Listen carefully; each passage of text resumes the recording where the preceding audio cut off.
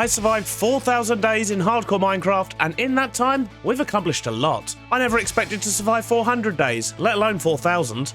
This movie is a compilation of all our progress over the last 1,000 days, moving to a brand new area, and the start of our mega city, which is also our industrial district. And of course, we also explore all of the new 1.20 features. So grab a cuppa, sit back, relax, and enjoy the movie. Or just leave it on in the background as you build your own projects, as it really does help the channel.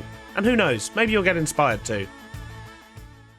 Over the last 3,000 days, we've built a couple of pretty cool areas. We've got a nice village island type thing. We've got our tiny epic garden. But now it's time to start something brand new. And I have alluded to this in previous episodes, but what we're going to be doing is essentially making a giant industrial area that's also going to be some kind of a modern city of some kind. And that's all going to take place on this island right here. So I guess we need to head over there first. We're currently here. But what I need to do is clear all of the trees. These islands are absolutely covered in trees. So first things first, let's head over there with our axe and a whole bunch of shulker boxes, and I guess we're going to restock our wood supplies too. And once we've done that, we'll go into a little bit more detail about what our plans are, what we're going to be building over there. I'm stuck in my lift, there we go. And we may even get to start some builds today as well, who knows. So this is our island, this is where we're going to be building. However, I do need to clear the trees, and we're going to have to do loads of terraforming as well, just before we can even start building. So I'm starting to think that maybe this episode is going to be a whole lot of terraforming, maybe not that much building after all.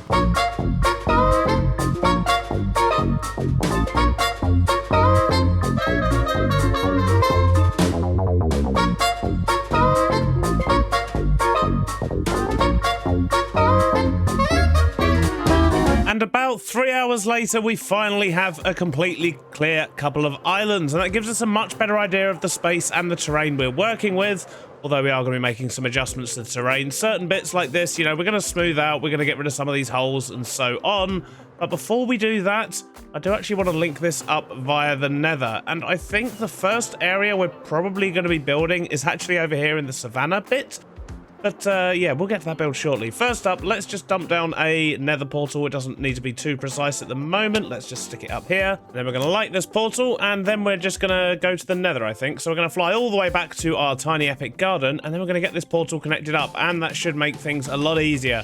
Because I think after that, as much as I really know I need to do terraforming over there, I think we're actually just going to do a little bit of terraforming over here, primarily to get rid of that hole, and we're going to do our first little build here, which is pretty much the only build over here that's not going to have a farm inside it. But we'll come back to that shortly. First off, let's go get connected. Thankfully, it's not too far, only about 150 blocks or so. Let's see how we get on. So it looks like this is the spot, so let's just jam a portal in here, and I'm actually going to dig out the back there as well, because I think it might be worth linking up to our sort of main portal. I'm reluctant to use the word hub, but where our sort of starter island portal is. I'm struggling to use my words, apparently. Let's try that again. So the portal's in, it's in the right place, and if we dig out this way, it should link us back to our starter island. There we go, that was much better. But first up, let's just check that this links to the right place. Wish me luck. Well, it certainly does, but it's also nighttime, so we should probably leave straight away again for now. We don't have any torches over here whatsoever. So I think for now, I'm just going to dig out the rest behind the portal as well, see if we can't get this linked up to the starter island. Well, it's a bit of a shoddy link up, but it'll do for now. However, if we go out here and just follow these lanterns, this will actually take us to the tunnel entrance, which is, yeah, not ideal. But once again, we don't really have the time to do anything in the nether just now. We'll get to that at some point in future. And the reason we don't have a proper nether hub or anything up till now is basically down to indecisiveness. I can't decide exactly what I actually want to do with the nether hub. I've got quite a few ideas, and I think they could all work quite well, but some of them involve basically building on the nether roof and not really building down here at all. Others just, they're going to take a lot of work, and YouTube and the nether are not the best of friends because of YouTube compression. So yeah, still undecided at the moment, but we'll get there eventually. But for now, we've got more important things to do, like making a start over here. And the first thing I need to do, really, well, at least now we've got rid of the trees, is probably just fly a bit further away so we can despawn those mobs. We don't need those lurking around. But I think what we're going to do is just terraform this area a little bit, make it a little bit more usable, and we're going to get our first build down here, which is actually going to be something we can use for storage for while we're over here building. Because of course we do have our massive storage center, which is all well and good, but we still need some localized storage, especially considering the size of this project and how long we're going to be building over here. And I've got a couple of ideas of what we might do for that, but for now, let's just get this area tidied up a little bit. Let's get rid of this massive hole and, well, generally just make it a little bit nicer to build on. It's a bit all over the place really at the moment, isn't it?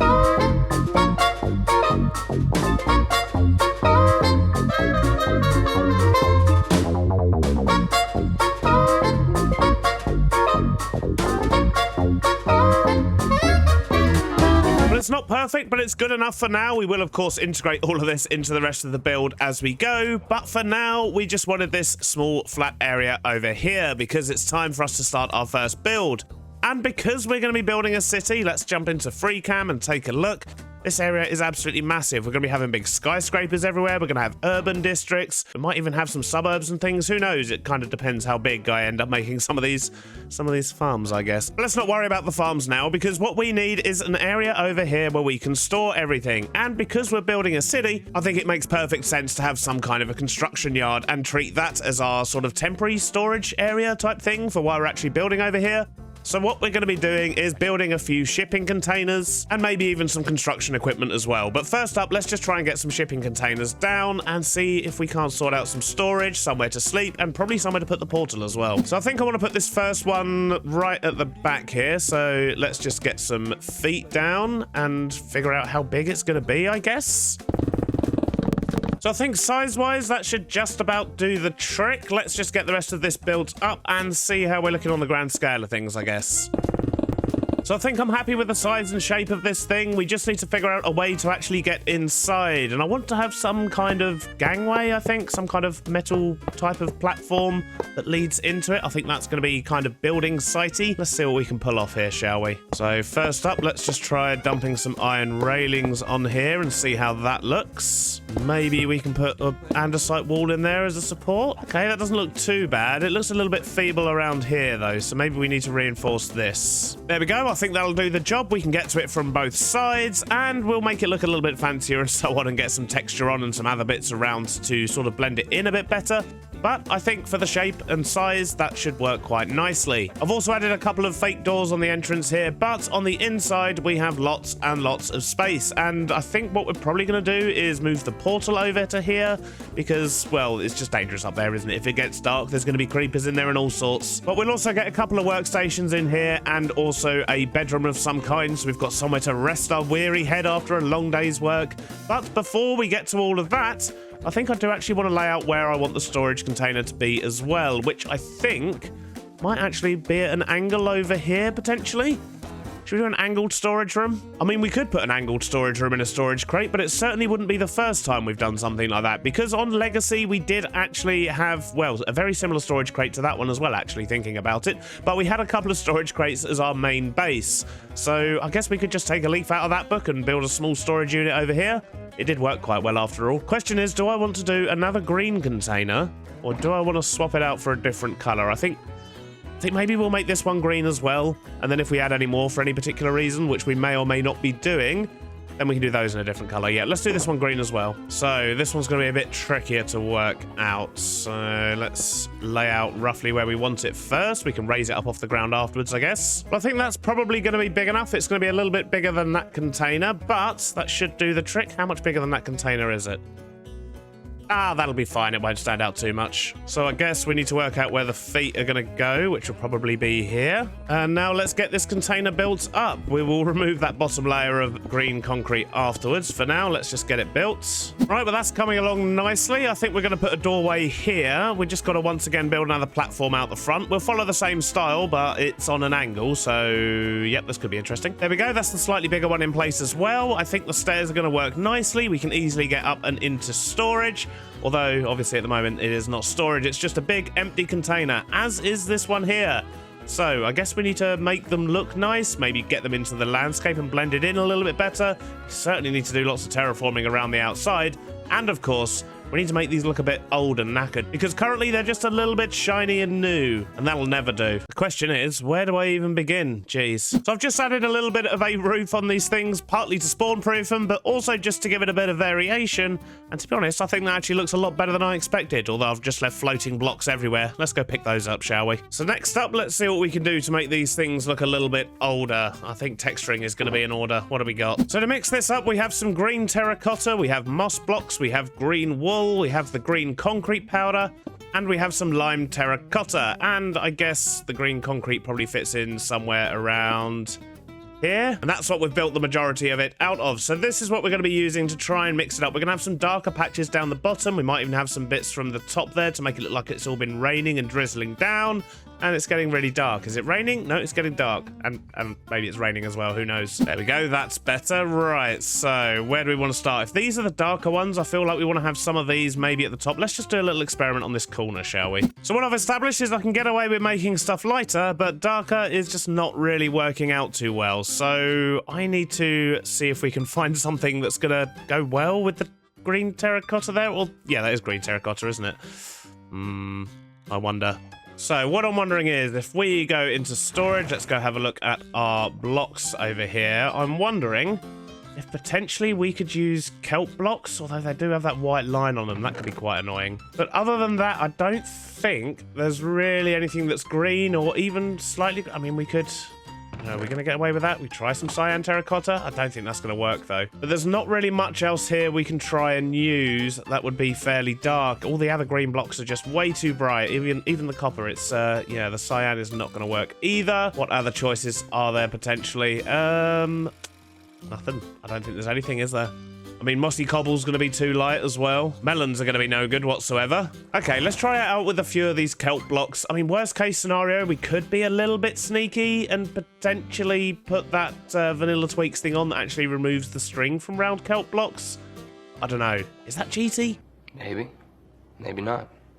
Maybe. I mean, it is a texture change, but it's only a slight texture change. It's nothing major. I mean, some people play with different bedrock textures and all sorts, right? I mean, am I just trying to justify removing the string from the kelp blocks? All right, so I'm not really feeling it. I mean, the darkness is nice, but those lines, that is absolutely awful. Let's see what it looks like without them. So without them, I do actually quite like it, but the problem is it too dark now? Is it too dark? One sec. Let me see. I mean, even breaking up some of those lines. Yeah, I don't think this is going to work. Plus, it does feel a bit cheaty using that resource pack. So, yeah, I think we're just going to have to stick with what we've got and try and work something out. Jeez. Anyway, enough waffle about this. Let's see what I can come up with. And hopefully when I bring you back in, these are going to be looking a little bit better. All right, so I think that's working. And once we get all the detail on the outside and so on, I think that should actually come off quite well. I've also included a little bit of the cyan terracotta, and I think that quite works. It looks like it's been patched up and repaired at some point. I do quite like the way that has come out. However, we need to get lots of detailing on these bits, and hopefully once we do that and get some foliage around and sort out the terrain, this should all look quite nice. Just bear with me, I'm sure it's going to look fine when we're done, even if it does look a bit janky right now.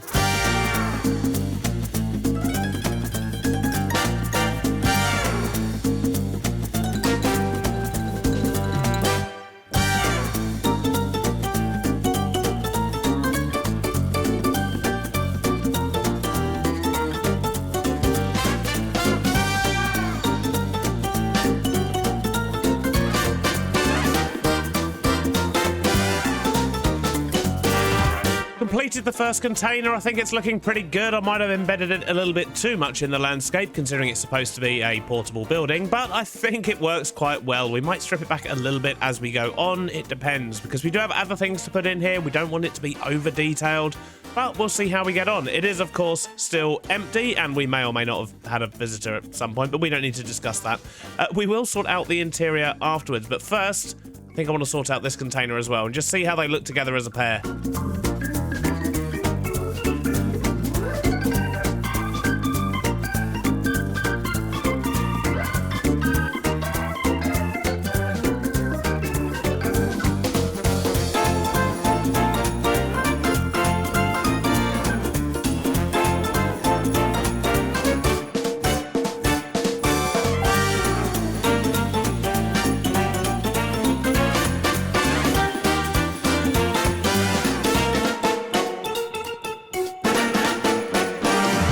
I think they're looking pretty good, don't you? I do need a little bit more of this glow lichen, though. I didn't have any to actually put on this one, so I think something else we might actually do is try and squeeze some kind of glow lichen farm in there. But first things first, we need to do a few things.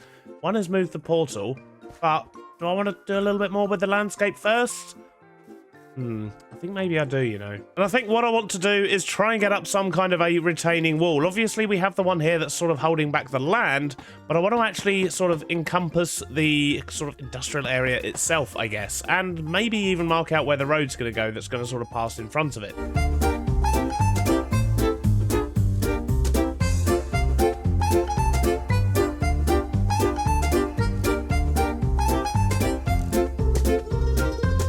Well, that's looking a bit more like a construction yard instead of just a couple of containers, although it's probably maybe potentially a bit small. We might have to expand it a little bit. I don't really know, although I suppose we've got plenty of space over here for some construction vehicles, but we'll get to that later. For now, I think what I want to do is sort out the interiors of these buildings. So this one over here, what I need to do is actually move the portal. It's really not in a good position up there at all, and I think what I want to do is actually just put it on this back wall here, and I should have some obsidian with me. Excellent. I reckon we can probably get away with just sort of putting it in the gaps in the walls here, and because we've got a roof, we should be able to take those out as well. Look at this. Marvelous. And there's no reason not to take out the floor as well, I guess. So yeah, beautiful. And I think I'm going to be sensible and destroy this portal first because they're close, which means they're probably going to link to the same one in the nether.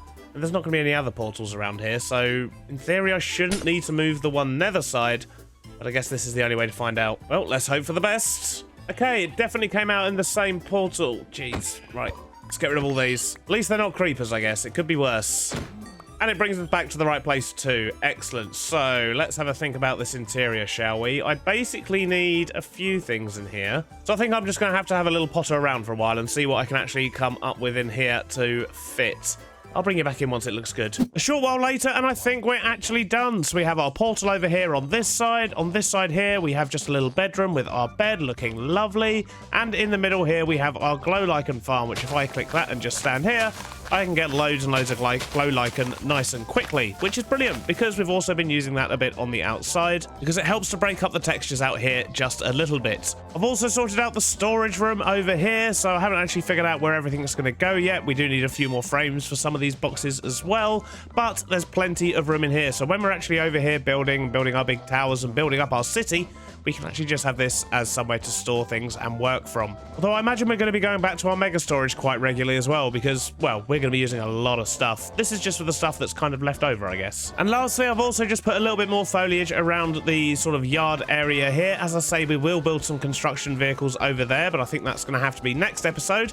And lastly, I also stuck a couple of those cheeky little pine trees at the back there, just because it was looking a little bit flat on the skyline. But I think that's a really good start for this area. We've cleared it all out. We've got lots of terraforming to do, of course, and we've got a base of operations. We can probably do with a couple more trees and a couple less gaps in the top of that one. Let me quickly fix that. There we go. That's looking better. Marvelous. So next episode, we'll probably do a little bit more work on this yard. We're going to sort out some construction vehicles for over here. I've just got to figure out how to actually build them first, so I expect I'm going to be messing around in creative for a little while. But if you have enjoyed this video and want to know what this world is all about, then do check out the video on screen now, and I'll see you in the next one. Bye-bye now. Last episode, we deforested an entire island, and in fact, we deforested the one next door as well, in preparation for our next mega build, which is going to be an industrial area / city metropolis type thing. And then we came over here and created, I don't know, a staging area? Is that what we'd call it? A base of operations? But essentially somewhere for us to store bits and bobs and work from while we plan out our city. However, this side of the yard is looking a little bit empty. So today we're going to try and build some construction vehicles,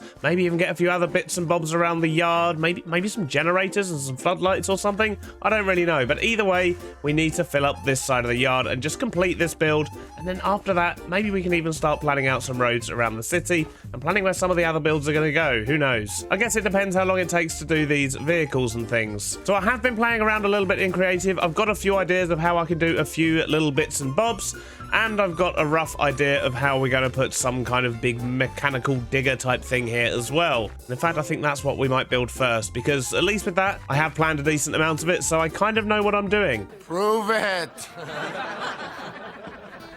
So if we start at the back here, that's going to enable me to work out how much space we're actually working with. So let's try and get some tracks down first. And I think if we alternate stairs and slabs, that's going to give us quite a nice track feel. And then if we alternate that over here, maybe not quite like that. In fact, I'm going to flip these stairs round, and then I should be able to do this with the top.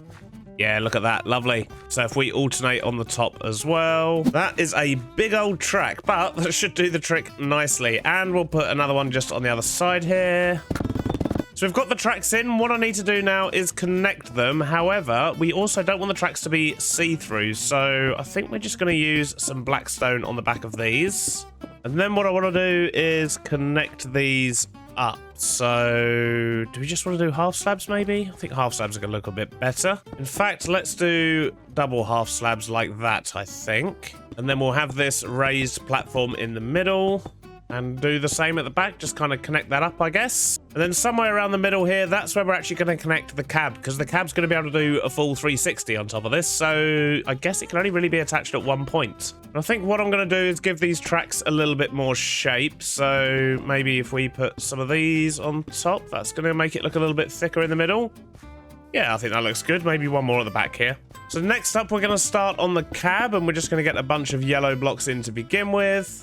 And then we're just going to shape out the driver's cab. Okay, it's taking shape. So next up, let's get the digger arm in place. Let's just go up like this for a while. And then back down on this side, maybe at a steeper angle, 2 at a time. Yeah, I think scale-wise, that looks about right. Now let's get the scoop on. Oh yes, look at that scoop. Love it. Right, so now we've got all the basic bits in and the basic shape. We need to make it look nice, so I'm going to spend a bit of time messing around and texturing. So let's see what we can do. This could be a tough one. I'm used to making houses.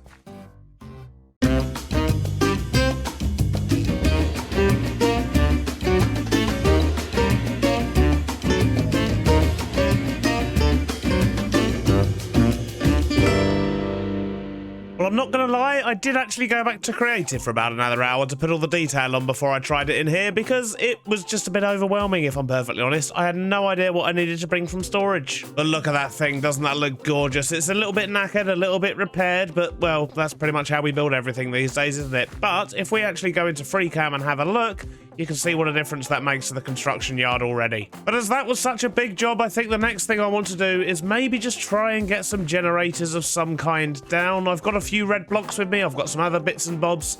Let's see what we can pull off. So I think it's going to make sense to have one kind of here to light up this path. So we'll make some kind of platform here, give it like an air vent and maybe an observer just for a bit of detail. We'll use some red terracotta there. And I think I actually want this to be a functioning floodlight. So if we grab one of those and stick one of them on top, then let's cover that up with a mangrove trapdoor. Excellent. Then maybe just extend the front out here and give it some legs to sit on. And then maybe a couple of signs on the back as well, just to cover that up a little bit. A couple of frames down the bottom to make it look a little bit like wheels, I guess. Maybe, does that work? I don't know. Might be clutching at straws a little bit here now. But in theory, if we set that to that one, to night mode, at night, that should come on and light up this area. That'd be nice, wouldn't it? And then we'll just stick a Hoojable What's It down there and give it a couple of clicks. Cover up the top of that with a pressure plate for no reason. And then I guess we just need to make the pole that we're going to put the lights on. And I think we want to use some of these fences. How high up do we want to go, though? I mean, we want to be higher than the storage units, but not too high that it looks silly. I think that probably looks about right. Maybe one more for good measure.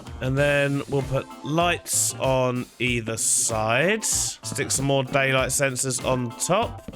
And actually turn them to night. And I think I maybe want to cover up the sides of these. Maybe we can grab some trapdoors. Well, that's actually come out a lot better than I expected. I actually really quite like that. That's well cool. And now the sun's going down as well. The lights have come on. And even the light at the bottom has lit up quite nicely as well, which actually gives it a circle of light around the base, just like a real floodlight. But yep, I'm definitely sold on that. So I think we might get another one of those down somewhere. Probably sort of over that edge here somewhere, maybe. But it's a bit dark and scary at the moment, so we'll do that in the morning. There we go. There's the second one in. This place is really starting to come alive. Loving it. And it's nice it's finally got some height variation going on as well. So what's next? I wonder. Do we do something small? We could probably put like a small something, maybe a forklift or something over here. And I think over here, I want to put either a bulldozer or a steamroller or something like that to sort of accompany the big beast digger we've got here. But in fact, I think I'm going to do the forklift first, because I don't think I'm quite ready to face another big one yet, because I haven't worked out how to do either of these things. Well, let's grab some bits and try and design a forklift, I guess. So yeah, I think this is where I'm definitely going to put the forklift. And if it isn't obvious enough, that's clearly the wheels. Look, we're in Minecraft. What am I to do? So let's see if we can't can't make some kind of a forklift. I guess we need a platform here first. Let's try some of these. And then we'll have forks in the front here, and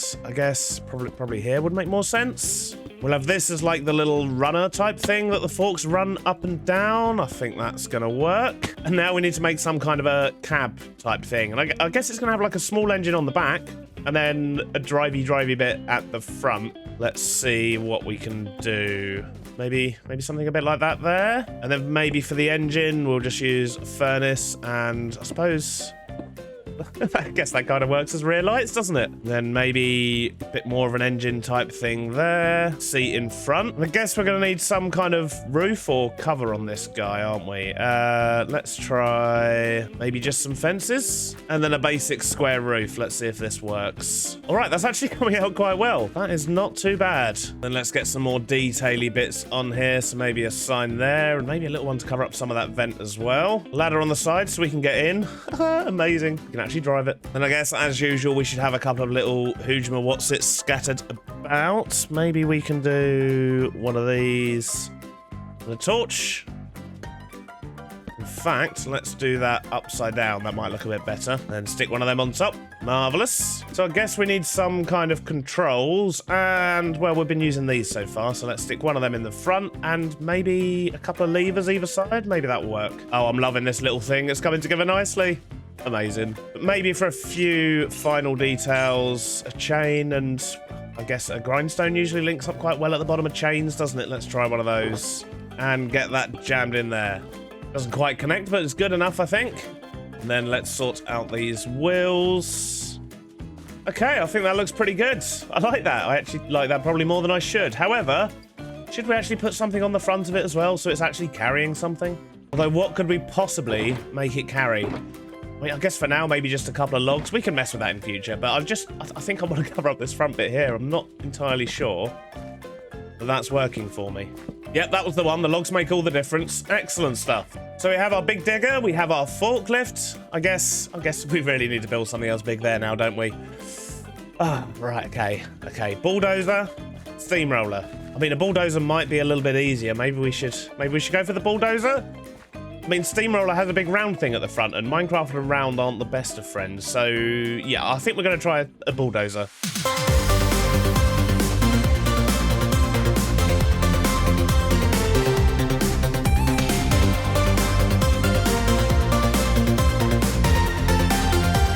Oh yes, look at that thing. What a beast. Oh, I'm so pleased with how that came out. I think you probably saw that as a time lapse though, because I was waffling a lot while I was building that, and it's probably not very interesting. And when we have a look from a distance, look at that. That is looking so much more like a construction yard. I am so pleased with that. That is amazing. In fact, if we just stand there and have a look down, yep, I'm pleased with that. We could do a little bit more with the ground. We could probably do with putting a few more bits and bobs around. I mean, I don't know, maybe like a skip or something here. Potentially another generator over this corner as well. I don't know, maybe at the back. Who knows? But if you've got any ideas for what else we can put in this to make it look a bit more like a construction yard, I mean, I think we've done pretty well so far, but anything else we can add to bring a little bit more life to it, do let me know. I'd love to hear what you think. But it's all the little details on these things that I really like, such as just using the glow frames as the headlights, I think works really well. All these little iron bars connecting things, and just a mesh of random blocks pretty much for each of the engine blocks. But I think they do work really well. So with the yard looking pretty good, we can actually probably maybe start on the city planning.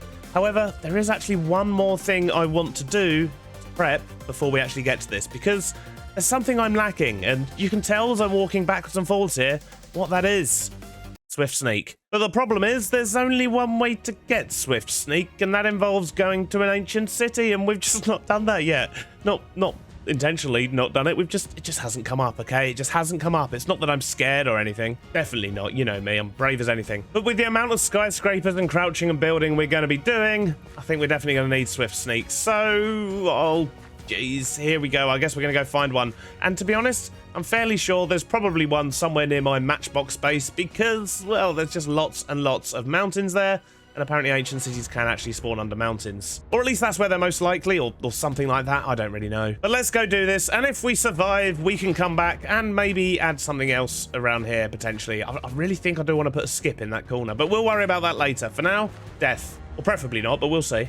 So I think I've got everything I need. I've got a whole bunch of totems. I've got some night vision potions. I've got my hoe, and I've got some wool, and I've also got some storage boxes and even more wool and night vision, just in case we're down there longer than I hope to be. However, we haven't actually found a city yet. So I think what I'm going to do is check underneath these mountains, and I've got a little bit of a mine down here. I know for a fact there is actually some deep dark down here. So I don't see why there wouldn't also be an ancient city, you know?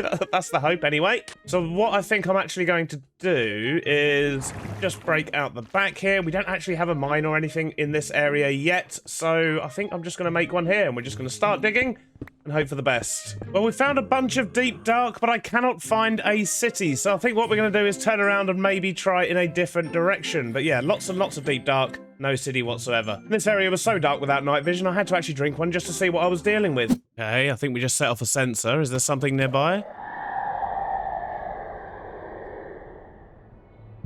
Okay. Right. Does that mean there's a city over there, or is that just noise? Do we just go for it and then run away? I don't really know the timings on these things. Isn't it like 10 minutes but you can only have 3 warnings? This is concerning. Okay, well that's the second screamer. There's definitely a city there. Okay. Right, we've done it again. That's 2. Does that mean we're only allowed 1 more and then a warden comes? That's concerning. I'd be lying if I said my palms weren't extremely sweaty right now. So because we've set off the screechers twice and we haven't even made it into the city yet, I'm a little bit reluctant to go in. That's definitely a city though, isn't it? Because there's a lantern there. I don't really want to set off a third one. I really don't want a warden straight off the bat. I think I'm going to play it safe. I'm going to be... Look, okay, I'm scared. I never claimed to be brave, so I might just stand here for 10 minutes and, yeah, just wait for that timer to run down. I mean, we want to go in with a clean slate at least, surely. 10 minutes or so later, and hopefully the timer has run down, and I'm hoping this is going to be a bit safer for us now, because there was loads of stuff at the entrance, which has me mildly concerned. Yeah, look at this, look. Look at this. Look at all these screamers. Jeez. No wonder I was in trouble straight off the bat. I should probably actually back off and drink one of my potions, shouldn't I? Right, that's better. We should be able to see. Let's try that again. Look at this place, though. How cool does that look? And there's the gateway, but there's a chest right there. Maybe we should go for that one first. So what I want to do is try and block off at least some of these. We've got loads of wool with us, so hopefully that won't be too much of an issue. Right, let's see how well we did at blocking off the sound for this first chest. Okay, not bad. And we got some Swift Sneak 1 as well, and a regen potion. That could come in handy. Don't really need any of this other rubbish, though. All right, that wasn't so bad. Maybe we needn't be so scared after all. Let's go find some more chests, shall we? I mean, I can see chests over there. There's the main gate. Isn't there a chest in front of the main gate? Isn't that a thing? And it looks like there's probably a chest over there, so let's go check out that bit. Oh, jeez. It happened. It happened. Ooh, look at that hoe. This is terrifying. I think that probably just counts as a first one again, though. So in theory, we're okay. My night vision's run out. Oh, jeez. I'll set off another thing. Right, we've got more wool. Let's go back in. We didn't let the timer run down this time, though, so we're on our last screech. So, yeah, hopefully this will be okay. Is that like a chest area there? Do you have a quick look over there, just in case we do set off the last one? At least we won't have to run as far. Okay, there is definitely a chest there, and of course, there's a screecher as well. Right. Well, there's something setting them off, and it's not me. Oh.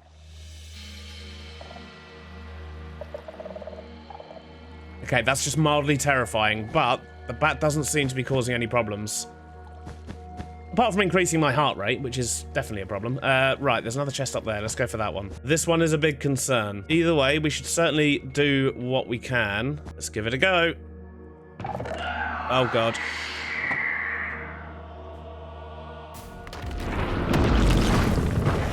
Okay, that's a warden. I'm off. Nope. Oh, I just want my Swift Sneak. Why can't I have my Swift Sneak? What in the... That was disgusting. Was that him leaving? I think we might be good to go back out there now, though. Should we have a little sneaky peek and hope for the best? Nope. He's back. He's definitely back. Run away! Run away! It's definitely not safe! Jeez! Oh, my days. I just... I don't even know what to do anymore. I think I'm just going to sit and drink my tea to calm my nerves and definitely leave it for a lot longer this time because this is just crazy. I only seem to be getting away with setting off one shrieker and then it's coming back. So yeah, we're just going to hide. I don't even know why it went off that time. Surely we were on wool. What set it off? That is definitely the sound of him going back underground. That is disgusting. Right, third time lucky. We're down to our last 2 potions of night vision. We came in with 6, so hopefully this time we'll actually leave with something useful. And preferably without summoning another warden as well. Still no swift sneak. Dang it. Let's keep going.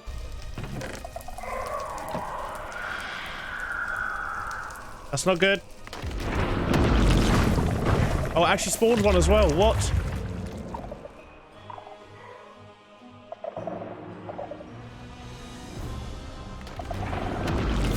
I think I've just spawned 2.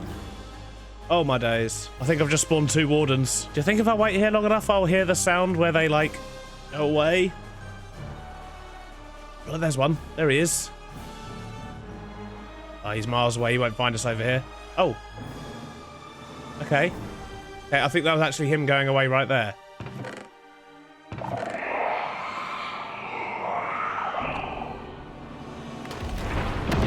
Nope.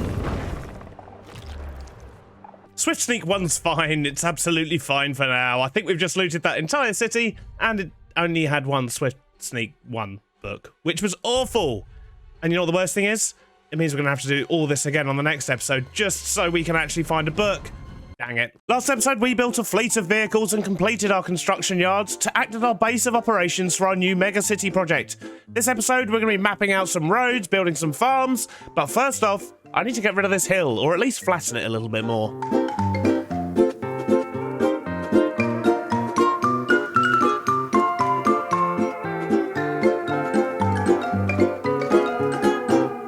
There we go, that's better. We've flattened the top of that off. Absolutely wonderful. So the main aim for today is to build ourselves a farm and, of course, disguise it as something that will fit in with this city and maybe even upgrade our Swift Sneak, because although I've got Swift Sneak 1, it doesn't really feel that different. I think we're going to have to go back to another ancient city, but we'll deal with that later. First up, what I want to do is map out some of the roads we've got going on here and figure out how we're going to lay out certain parts of the city, because if we look from above, in fact, I probably would be better off in free cam instead of flying around so we can actually have a proper look. There we go, that's better. So if we have a look at this, we've actually got 2 different islands, and we're going to need to put some kind of road network across these islands that works with the city and has all the buildings in. And I'm thinking like a main sort of circular route with lots of streets that come off is going to be the best port of call.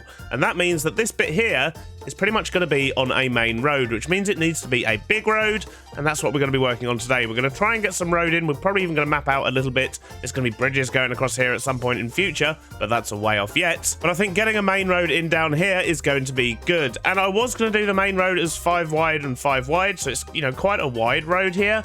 But when you actually fly back, on the grand scale of things, I don't think that's going to be wide enough for a main road. So we're actually going to make this a little bit bigger, and we're going to have each side of the road 7 blocks wide. And that's how wide the main road's going to be. That's going to sort of, as I say, loop around the whole city. So I'm going to get started here. We're going to be using deep slate cobble as the sort of main block for the road, but we also need to make sure we get all the gutters and curbs and things in as well before we get all these down. And before we can even do that, I need to actually dig out where the road's going to be. So I guess digging is where it begins, isn't it? Well,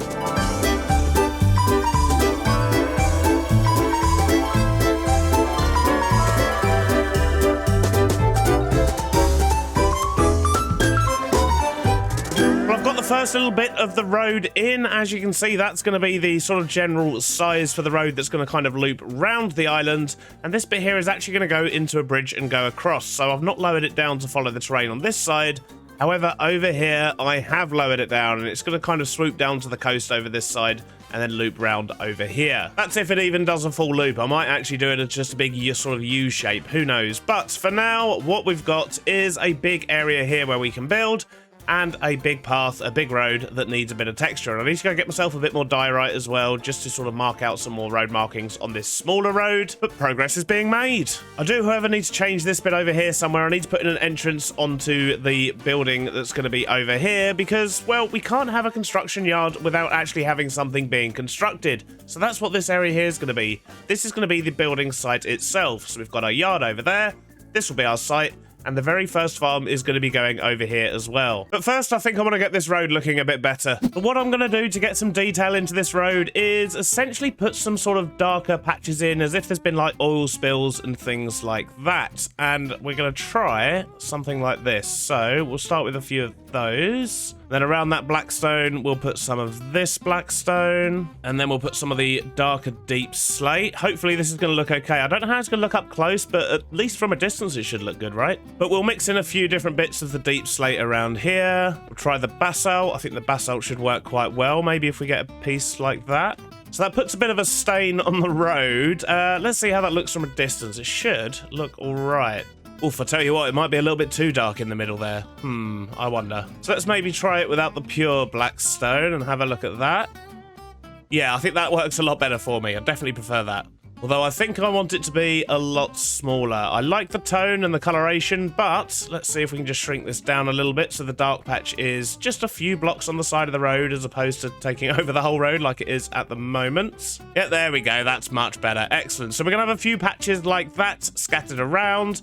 And the other thing we're going to do is just mix in some of the different types of deep slate. So we're going to have like a few sort of lighter patches here and there as well. And that should, hopefully, just help break up the road a little bit. Let's see what happens. All right, that's looking pretty good. I think that's come along well. We've got these little mud tracks that are going between the two sites because, well, all the heavy machinery is going to be leaving them. We've got some damaged bits of road. And overall, I don't think we've gone too over the top. I think that should work quite nicely. Just a few patches here around the building sites. And the road will probably be a bit cleaner as we get further away from this area. But for this, I think it works well. And that puts us in a good position to start the build over here, where we're going to be making a tree farm. And I know we already have a tree farm, but that farm only does mangrove. And as much as we love mangrove, it's definitely time to switch it up a little bit and get a versatile tree farm in here that can actually deal with a whole lot more things. I can't even remember the list of things it can do because it's not even just trees. In fact, that list is probably up on screen for you now. So as you can see, it's going to be a very, very useful farm. It's by ENX04. And I'm going to go get all the bits and bobs I need to get that built up. And I'll build that up in a very quick time lapse and then just explain how it works. But if you do want to know how to build the farm yourself, I highly recommend checking out ENX04's video, which I'll link in the description.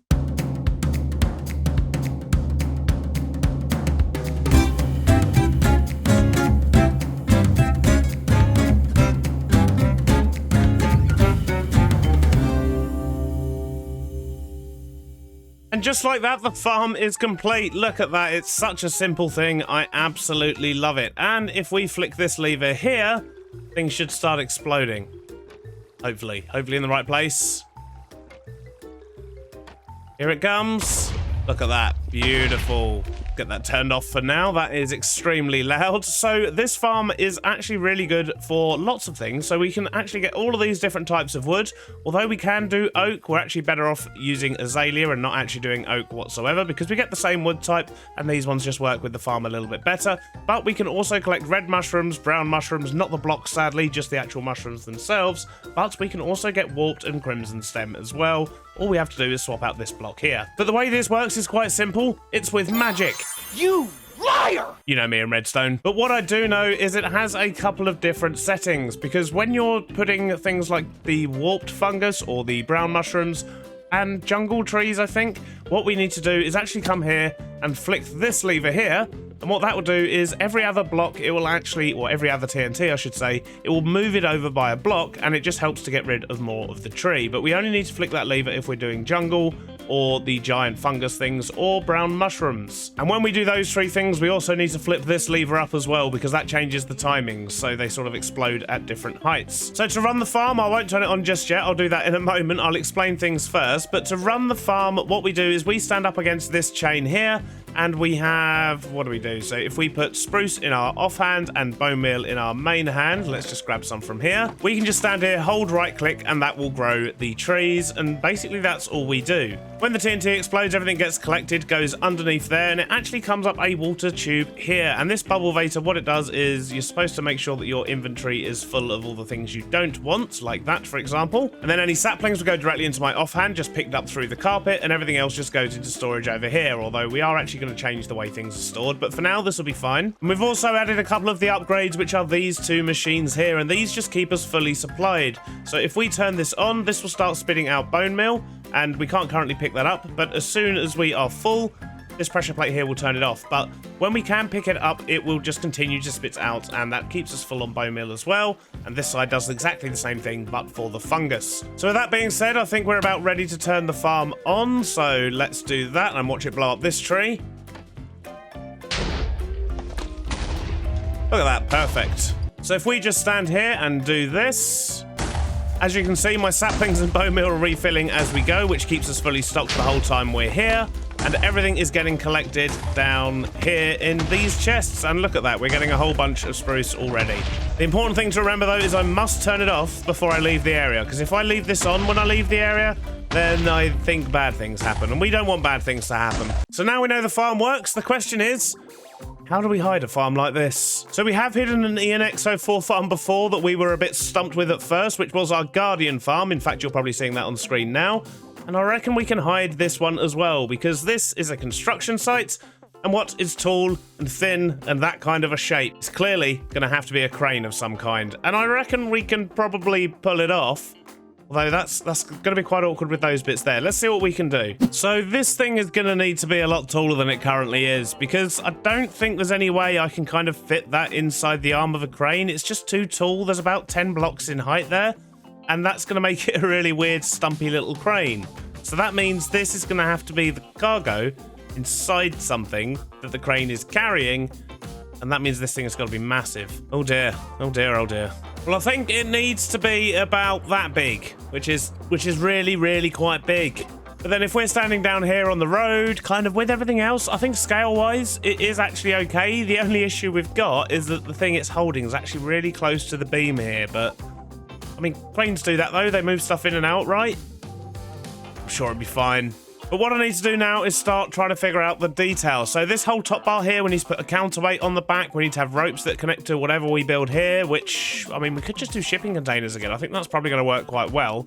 And we need to, of course, put some support and some base at the bottom here, as well as make it all look cool. And then, of course, we need to find a way to hide this as well. That's going to be interesting. So we're making some progress down the bottom here. I've managed to work out the sort of shape of the stand here. I haven't actually pushed it out into this area here because I think I have an idea for this, but we'll come back to that later. However, the rest of it, I've just got these little platforms that go up. I think they work quite well. And if we take to the air, we can see they've got all the bars around them and so on as well. However, we have a glaring problem, and that is a lack of a control cab. And that's what I think we're going to put on this side here. Let's see if we can work something out for that. It's probably going to be fairly similar to one of these, I guess. Got the cab in place, and I think that's working quite well. And it is actually fully accessible as well, because you can, of course, climb up the scaffolding that goes up the center of the tower. And then when we get to the top here, we have a button, which enables us to get straight into the cabin. We've got all the controls as expected as well. And to be honest, we've got quite a good view as well. So once the city's built up, this will be a lovely viewpoint. But now we need to sort out this top area here. And I think I've got an idea of how we can do this. We're going to be utilizing a bit more scaffolding, I think. I think I've got the top section done. We just need to get in all of the cabling. And of course, we need to hide these things down here. And then, of course, we need to add some texture as well and hide the bottom tray. But I think next up, I'm probably going to see if we can hide these. I feel like that's probably the next best thing to do. And I think shipping containers is going to be the way to go. But we're not going to make them green this time. We're definitely going to mix that up. Well, the containers are done, and I've also managed to get all of the chains in, so everything sort of has the pulley system, and I've done a little bit of texturing on the yellow tower itself. And with that, I think the crane itself is actually done. But in classic Beardstone fashion, I also got a little bit carried away with the building, and I've kind of marked out the rest of the construction zone, because we're going to be having a building, or at least a series of buildings being built over here. This is all going to be a construction site, because there's quite a few farms that we want to hide in this area. But I've also managed to sort out the collection system here, and we've just got a big pile of dirt at the bottom of the crane. And to make that make a little bit more sense, I think we're going to have to add like a dump truck or something, as if it's dumping off the dirt over here. Luckily, we don't have site safety inspections. But I'm well chuffed with how that crane has come out. The question is, does it still work? Hopefully it does. I've moved all the levers. They're still here and they're kind of hidden. I've put up some signs so I know what's what. But hopefully the TNT will still come through just fine. And hopefully it won't blow up this dirt either. Okay, that's looking good. I think we're good. That's quite possibly the strangest disguise I've ever put on a farm. But even now, we're still not completely done because there's one more problem to solve, and that, of course, is the storage, which currently is being piped out, and it just basically comes up here. So anything that goes into the pool over here, for example, some coarse dirt, it'll follow the route, it'll pass off any saplings and so on how it should, but then it's all going to arrive over here. And that means we need to put some storage over this side. And I think something like this is going to work an absolute treat. Look at this. So we've brought another one of the generators over, of course, because we are going to need lighting over here. And we've got a big empty storage container here, because I think at some point in future, what I might do is actually have it so it automatically bone mills certain items that come out of the dropping thing. So we'll just put them through that, sort some stuff out, and only get the drops we want over here. But this is the main storage container. So it's an orange one this time. It's different. And that one's grey. See, look, we're mixing it up a little bit. But this is literally just a wall of chests, and as you can see, I've been running the farm a little bit just to make sure everything's working fine, and, well, I'm happy to say it is. And this area is actually starting to look pretty cool now. Well, this corner of the area, I should say. But with the big crane and the storage, this farm is now complete. But there's one more thing I want to do, because we've got this big pile of dirt here, and I've just destroyed some grass, but don't worry about that. But we've got this great big pile of dirt, and I think it makes sense to have some kind of a dump truck over here, kind of working with it, I guess. And there we go, we have a dump truck, kind of. But dump truck's really hard to do, it turns out. But I think that looks pretty good. It ties in nicely. We've got some little tracks of where it's driving about as well, but I don't want to go too much over this way, because as I say, I do have plans for over there, or, well, I say plans, they're very loose plans, but I think we are actually done. Look at that thing. Wonderful. And the best thing about it is, it's a working tree farm, and I couldn't be happier. Sadly, that's what we've got time for. I'll see you on the next one. Bye-bye now. Last episode, we expanded our construction area so we could install a tree farm, and then we hid that inside a giant crane. With the addition of a few little storage crates and a dumpster truck, we finished off that corner of the yard. But today, we've got a whole lot more to be doing, because I want to try and get this area finished, or at least much further along than it is now. And you may notice there's a little bit more going on in this area as well. I have actually extended the roads in between episodes. I had a couple of days where I didn't really feel like recording because I was basically handing in my laptop at work and making the whole redundancy thing official. But the good news is, that means I am now, as of today, a full-time content creator. Look at us. Look at us. Huh? Who would have thought? Not me. But enough about that. What are we going to be doing over here? So we have a tree farm. This is great, but it takes a lot of bone meal to feed it. So a bone meal farm might be quite good. But the other thing is, this isn't just for trees. This also does nether fungal things. What are they called? Warped and crimson fungus? I think that's what they're called. 1 minute. I need to hide my armor. I can't get used to this. There we go. That's much better. You can see me now. So what we're going to do, I think, is put in a nether warp farm or nether fungus farm type thing. So that way we can actually collect all the fungus we need and then use that to stock up over there. And I guess as a side effect of that, we're going to get lots of stuff we can bone meal as well. But then it's also going to take bone meal to run. So yeah, it's probably just going to mean we're definitely going to need a bone meal farm if we've got 2 things over here that need it. But anyway, what's the plan over here? So we have a bit of a construction site here, but currently there is nothing being constructed. So I think what I want to do is lay out the foundations of a building, where a building's going to go here. We may even have it sort of part constructed and so on. And then I think we're going to hide the farm underneath it, because below here, there's actually loads of space, because I've just sort of gone over this, I guess, with some coarse dirt. Look, if we dig down, in fact, that was a really poor place to look. But I assure you, there is space down here, look. Okay, it's a bit further back than I thought. And not as much space as I thought. Oh, and there sounds like there's bad things here as well. Let's just leave this area.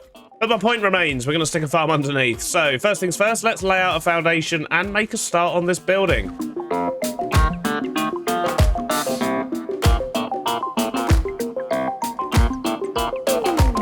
Well, it's looking a little bit funky right now, but I think I've worked out a shape we're going to go with. We've got some sort of main beams here, so they're going to be stretching up, and then we've got some smaller bits that are going to be sort of, you know, single, maybe 2-story bits that sort of stick off the side of the building, and then I put in a bit here that's at an angle. I don't know if we'll keep that or not, but we'll see. So the next step is to actually build up the framework here. So I'm going to be using lots and lots of light grey concrete, and I should have a bunch over here. So let's grab some more of this and get rid of our stone. So let's spend a bit of time and build up this framework, although of course it's not going to be a completed framework because, well, it's a building that's under construction. If it was complete, it wouldn't be under construction, would it?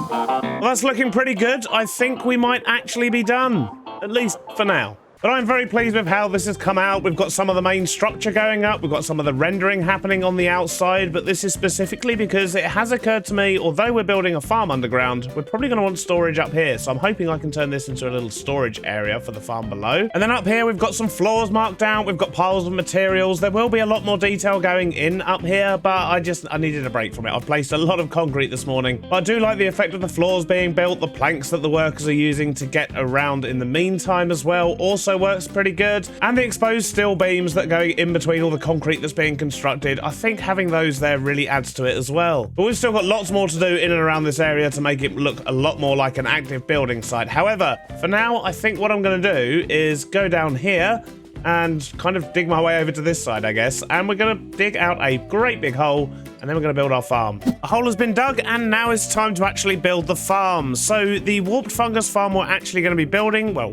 I say warped fungus, it can be used for crimson as well, is actually by N. Collier on YouTube. I will link to that in the description. And it actually makes use of a slightly different mechanic, because most farms actually sort of flush out and they have a pause, but we can take advantage of a very special property of the mud block here. So there's a couple of things we need to know. The first one is that if we bone meal some nylium here, it will actually spread and grow things on the mud blocks as well, which is great. It'll actually do that with sort of any blocks you can place these on. So you could use grass and dirt and so on. But there's a very specific reason we want to use mud. And that is because the mud blocks themselves are actually 1 pixel shorter. Although visually they are full-size blocks, so if you put them next to another block, they are full size. If we drop something on it, it'll actually get picked up by the hopper underneath because the hitbox sits just below. So that means instead of having a flushing farm and one that needs to pause every now and then to wash everything away, we can just instantly collect all the drops and then do what we will with them after that. So I'm going to build up this farm. As I say, if you do want to build this farm yourself, then do check out the tutorial by N. Collier. I don't know if I'm saying that right or not, apologies if not, but it's a fairly straightforward farm to build, so I'm going to crack on and get this done.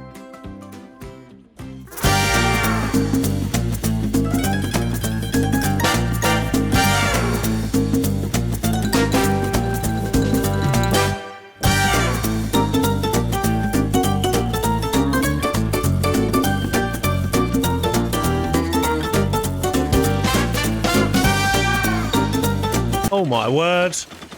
Look at this thing go. What am I going to do with all that? Let's just turn that off for now. Okay, well that's just crazy. That thing was running for like 30 seconds. This is a beast. So I would explain how it all works, but as usual, it's magic. Magic. I'll leave the intelligent redstone stuff to the intelligent redstone people, I think. But the important thing is it works, we follow the tutorial, and it's a wonderful thing. I love it. So now I need to solve the problem of storage. And I think what I want to do is actually put some item sorters down here. We'll separate out the crimson fungus and the warped fungus and send them up.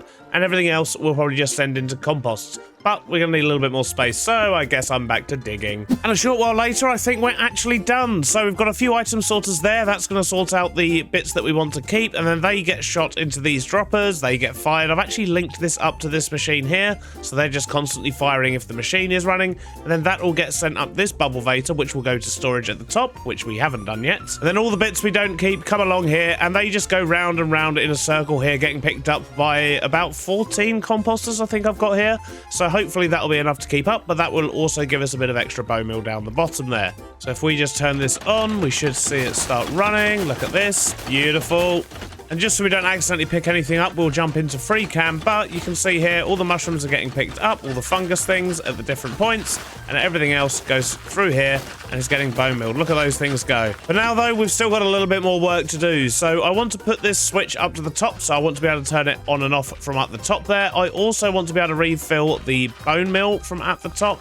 And of course, we need to make sure we get the storage in. So, well, I guess we're going topside. A short while later, and I think we're done with our storage. So, as you can see, there is a bubble vator behind there, and that will feed into these two chests here, which is where we'll collect all the fungus. And we can also drop off bone meal in here, and that will feed down into the machine, which is lovely. But not only that, we can also turn it on and off from here as well. And you can hear it Going absolutely crazy down there. And instantly as well, you can see all of the fungus coming in, which is excellent stuff. So the last thing to do is just to pretty much block off this corridor, because we don't actually need to come down here. Everything is automated now. So what we'll probably do is just kind of block it off and put a little door down here, I think. And then we can actually sort out the rest of the surface area, because we've got lots of space to work with and lots of things to do. So I've blocked up the end of that corridor with just a nice simple door and added a few lights, but that brings me on to the next problem we have here, which is a severe lack of lighting anywhere around here. So I need to come up with some kind of designs that are going to look like work lamps, I guess, so we can actually light up this build. Otherwise we're going to have huge problems with mobs, and that's definitely something we don't want. So I wonder, let's see what we can do. We should probably stick one in this corner to begin with, shouldn't we? So I guess we kind of want miniature versions of the generators we've built over there. I wonder how these are going to work. So maybe we could try with some of these. Let's have a little play around. Well, it's fairly basic, but to be honest, I actually quite like it. I think that looks like a little work lamp, and once we have a few scattered about, especially if we actually vary up the design a bit, we can have some taller ones, we can have some smaller, probably even have some with just one light on and so on. I think that could well work. So let's get some of these scattered about and see how it looks, and hopefully we'll have enough to actually light up the whole area here as well.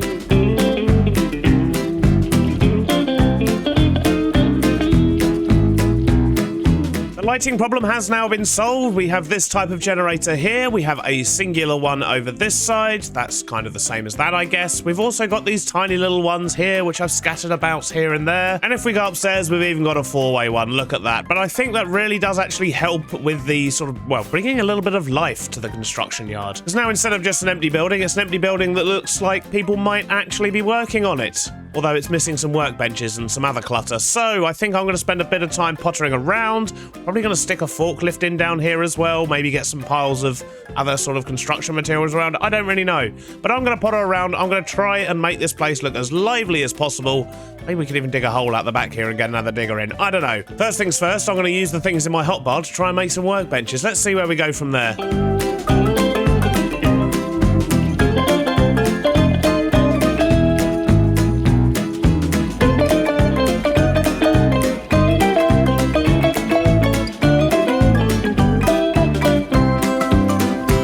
Progress is being made. We've got a lovely little forklift over here, and I even added some poopers. They're not the greatest in the world, but they kind of fit with the scale, and from a distance I think they work really well. Just don't get too close to them, because they probably smell as well. Look at all that mucky ground. But besides that, I've also added some workbenches. We've got a couple of mine carts just sort of laying around, and I have actually managed to sort of piston push a wall into this one, because it makes it look like it's carrying something. Quite like that. It's like a weird little trolley. But we've also got stacks of goods laying around. We've got more different styles of workbenches. We've got cups and things everywhere just to make it look like it is a site that's being worked. And that carries on up to the top floor as well, just with bits scattered around. And I think with that, the actual construction-y bit is done. However, we've still got lots of work to do around the outside. We need to sort out the rest of these foundations. And I think I have decided I do want to put another digger in. We're going to see if we can make a smaller digger, though, because we've got a giant one over there. I think a small one here digging a little hole might look quite good. Maybe even a hole that's got some water pipes or something going into it. Who knows? And then, of course, we've got all the space over here as well, where I might park one or two more machines, but we also need lots and lots of materials. So I think there's going to be big piles of materials over here, possibly even some stacks of panels that would be used for the rendering on the side of the building. We might be able to get some of those sorts of things around here as well. And then we need to make this look a little bit more road-like to differentiate it from the rest of the ground. So lots still to do, and I think I'm going to start over the back there with the digger and then work my way around this way and see how we get on.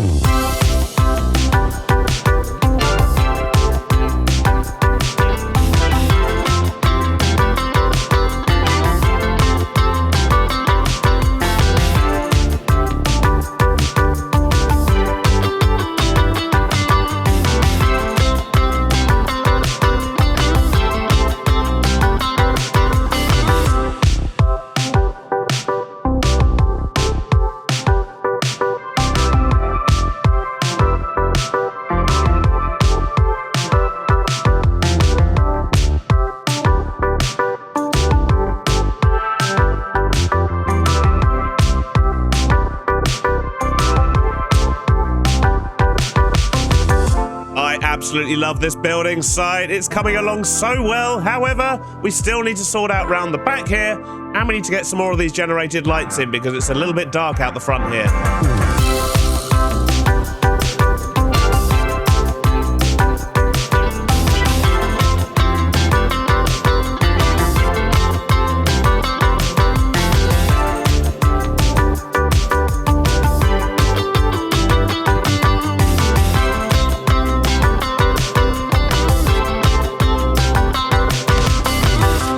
I think the construction yard is actually complete and I love it. I think it's come out really well. Even these little cones out the front here just to block off this bit because it's a very busy, heavily used road by construction traffic. We can't have it open to the public, but let's have a little look at some of the details we've added here. So there's a couple of spare parts for the digger here and there's actually some scattered around elsewhere as well. And I think that's just a nice little detail there always on building sites. And then, of course, we've got our skips, we've got some additional portaloos, we've got our lighting, and I've also added these kind of safety fences and a little stash of these over here for storage as well. And then as we get closer to the building, I've added lots of other things. So we've got some of these panels here that would be lifted up by the crane and put in place. And one of my favourite things is actually this little trench here.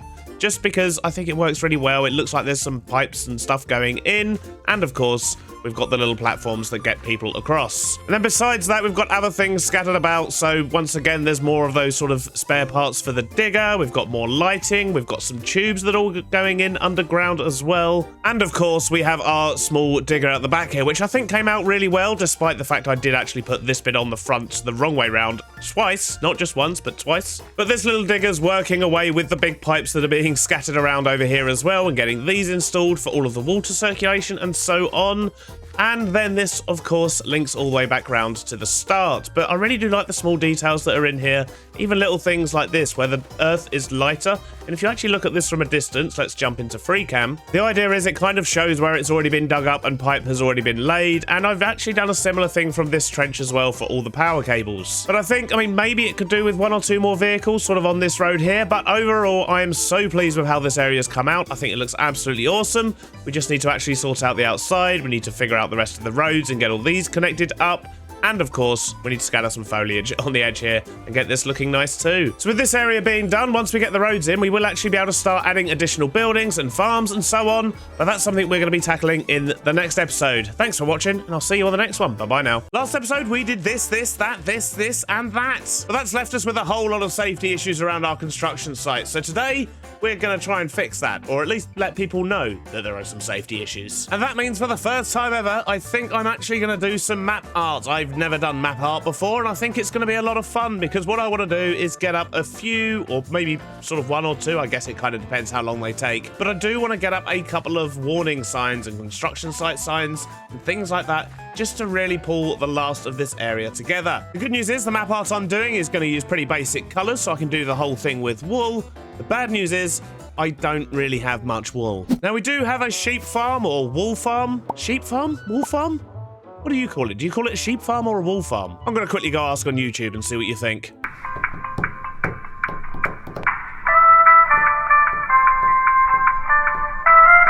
So 150 votes in, 77% of you say wool farm. So I guess we'll go with wool farm. Although I hate saying the word wool. Must be something to do with my accent. But either way, we do have a wool farm. But the problem is it's a very small one. We only have 1 of each sheep.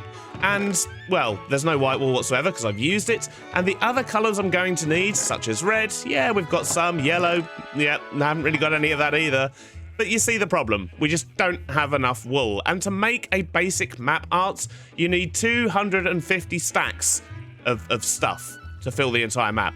And that's about 10 shulker boxes, so we definitely have a problem here. And one we're going to solve, which hopefully means eventually we can get this map art done. So let's head back to the construction site and discuss how we're going to fix this. Oh yes, and while I think of it, look at this. I've actually moved up to the nether roof because later this week I will be releasing a world download on Patreon, so I kind of wanted to make it a little bit easier for people to get around. So look at this, look, I've labelled everything. There's little wool paths that go to all the different areas of the world. And besides that, it's much easier for me to get around. So we're going to build a wool farm, and what we're going to do is build that over here. So you may notice I've done a little bit more prep work. I've got some more roads in. We've got like a little side road here, which is actually going to be going sort of down the side of some buildings, and then we'll put some parking out the back maybe. But our wool farm is going to go here, and this is kind of going to be the storefront for it, I guess. We'll probably turn it into a clothes shop or something like that. That kind of makes sense for a sheep farm. But unlike the last wool farm, this one is going to be a mega wool farm. It's going to be huge. So the last farm had 16 sheep in total, which was 1 sheep of each color. And this time, I think what we're going to do is have 16 sheep of each color.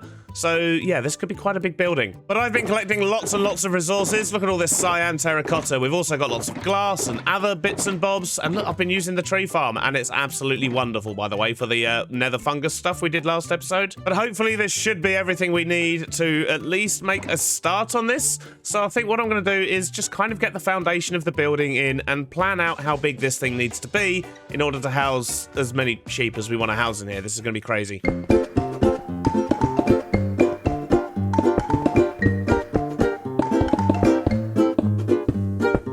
No more block placing already. We've already stopped. So I've started planning out where things I think need to go. I'm just kind of winging it really.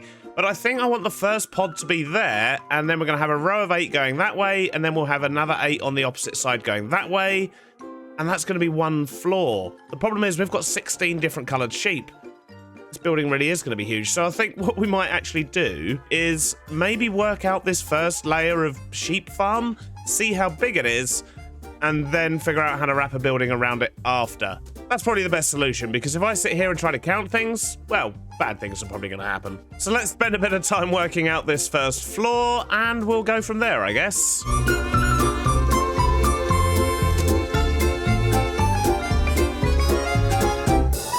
So I think I've worked out at least half of a floor. So we've just got normal sort of sheepy things here. We'll put a sheep in there. When it eats, it'll get automatically sheared.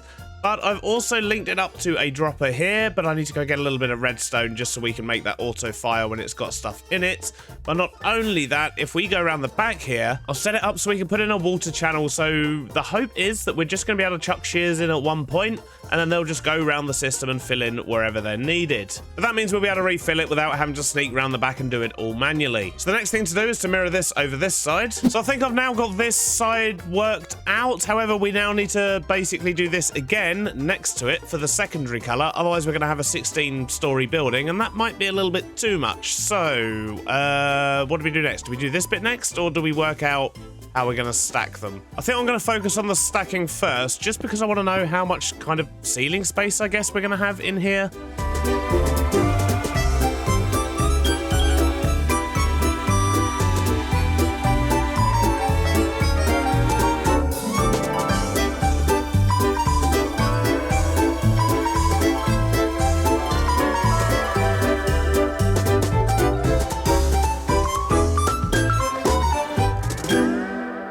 I've added in the other half of the floor, minus the wool, of course. We are actually missing that, but I think that's going to be the size of the building. This thing is going to be huge. Because what we have to bear in mind, of course, is this is just 2 different colours of wool, and we're determined to have 16. So I'm going to see how I get on, because this is also going to take a lot of resources.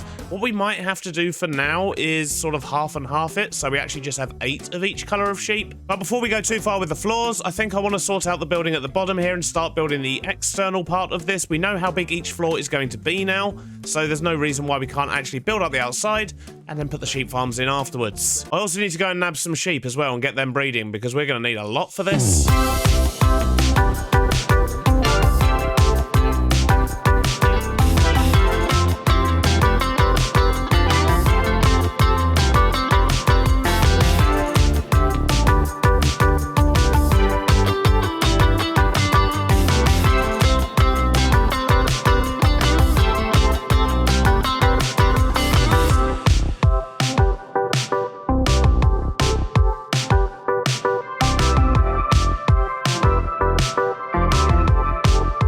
Well, we're making some really good progress, at least on the outside of the building. We've got 8 floors in now, and I quite like the design. I think something like that's going to work. Of course, there will be extra details and other things going on, but the color palette looks lovely. We've also got a slightly different facade for the bottom level, because this is, of course, going to be a shop. And, of course, we have a bajillion sheep, which we will get up in the farm. But for now, we've got another 7 floors of actual sheep farms to put in. This could take a while.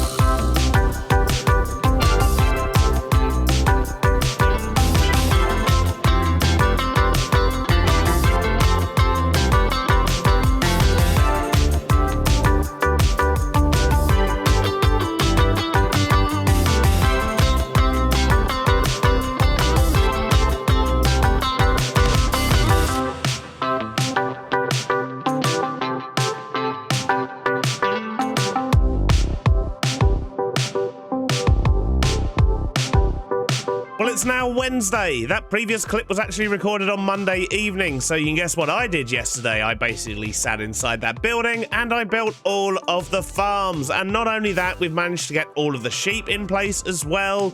Look at this colourful beast. But every single floor is now fully inhabited. We've got shears absolutely everywhere, to the point where I've basically used up all of my iron. I've got about 3 stacks of iron blocks left. So I think an iron farm's going to be on the list for next episode. But the good news is this thing is working, and it is absolutely pumping out the wool. In fact, I've had to add these temporary stacks in here for now just to actually collect everything. But not only that, I've also been sorting it into shulkers. So as you can see, we've just got absolutely loads of the stuff coming through. What I need to do now is sort out a proper sorting system. And I think we're going to use shulker loaders and kind of, I don't know, maybe integrate this into some kind of shop down the bottom here. I did mention we were going to make a clothes shop of some kind. I still think that's the best call, but we should probably have a wall at the back here where everything gets stored. And it's looking like I'm going to need to go back to storage to get some more resources so we can actually make these shulker loaders. I just don't have what I need anymore. So I decided not to go with shulker loaders in the end, because I think a wall of chests is actually going to look better at the back of the shop here. And as you can see, I've kind of prepped the area ready to do the interior. We've got our lovely, oh, I missed a bit there on the ceiling. I should fix that. But we've got these tubes so you can see all the wool coming down, and you can see how productive the farm is just because there's always stuff falling. It's lovely. But even though the farm's up and running, we've still got a lot of work to do on this building. However,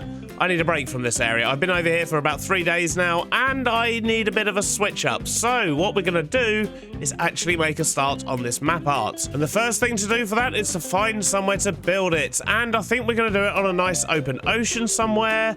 Maybe we should have a look around. And if I remember correctly, if we go over to our village here and then fly directly east, we should hit a nice large patch of ocean, which should be plenty of space to make a map, while at the same time being fairly out of the way of the rest of our world. Okay, I think we've made it to the ocean I want to use. There's plenty of space here, so hopefully we should be able to find a patch in the middle here where it's just ocean, and that will enable us to actually make our map area. So we've got a 100% ocean map. Perfect. So what we want to do is go find the edge. But now we're right in the corner. Let's stick on our chunk borders, and we can see where the edge of the map is right here. So let's get some blocks down. So here we're just outside the map, and if we put some blocks down here, this should show up inside the map. Look at that. Perfect. So what I want to do now is go all around the outside of these chunks like this. It's actually an 8 chunk by 8 chunk area for a basic map, so this is going to be a big old square.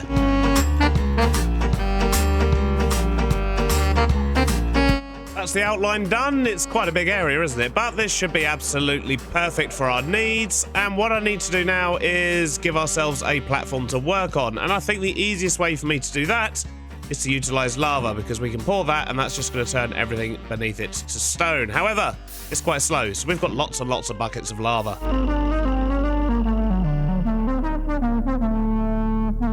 Turns out doing it like this takes for absolutely ever, so what we're actually going to do is place it manually, I think. We've got lots and lots of stone anyway, so we might as well use it, because, yeah, this is very, very slow.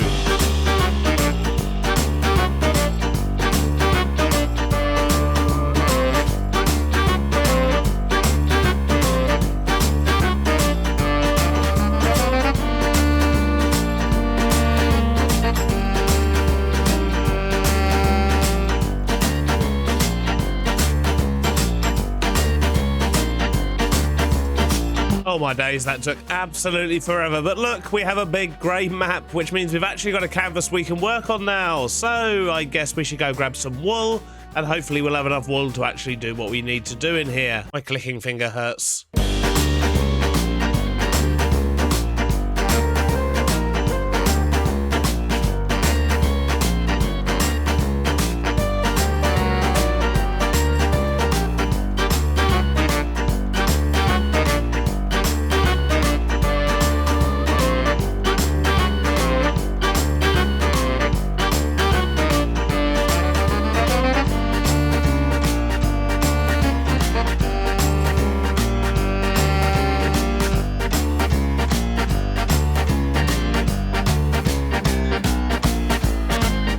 Oh my word, 2 hours later and I think I'm actually done. These things take forever.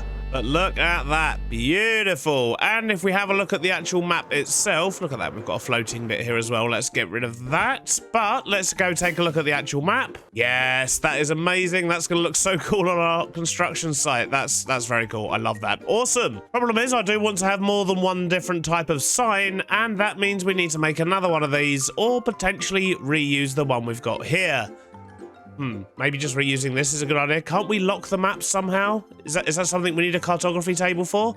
Let's go and investigate. So if we grab ourselves one of these, and I think, is it a pane of glass I think we need to mix with it? Let's have a look. So I think we need these, and let's try putting these in the table. Is that what locks it? It is, look at that. And now we have a locked map, which means if we change it back at the other area, it shouldn't change this one, and I think I want to quickly duplicate this as well, but I need to do that on a crafting table.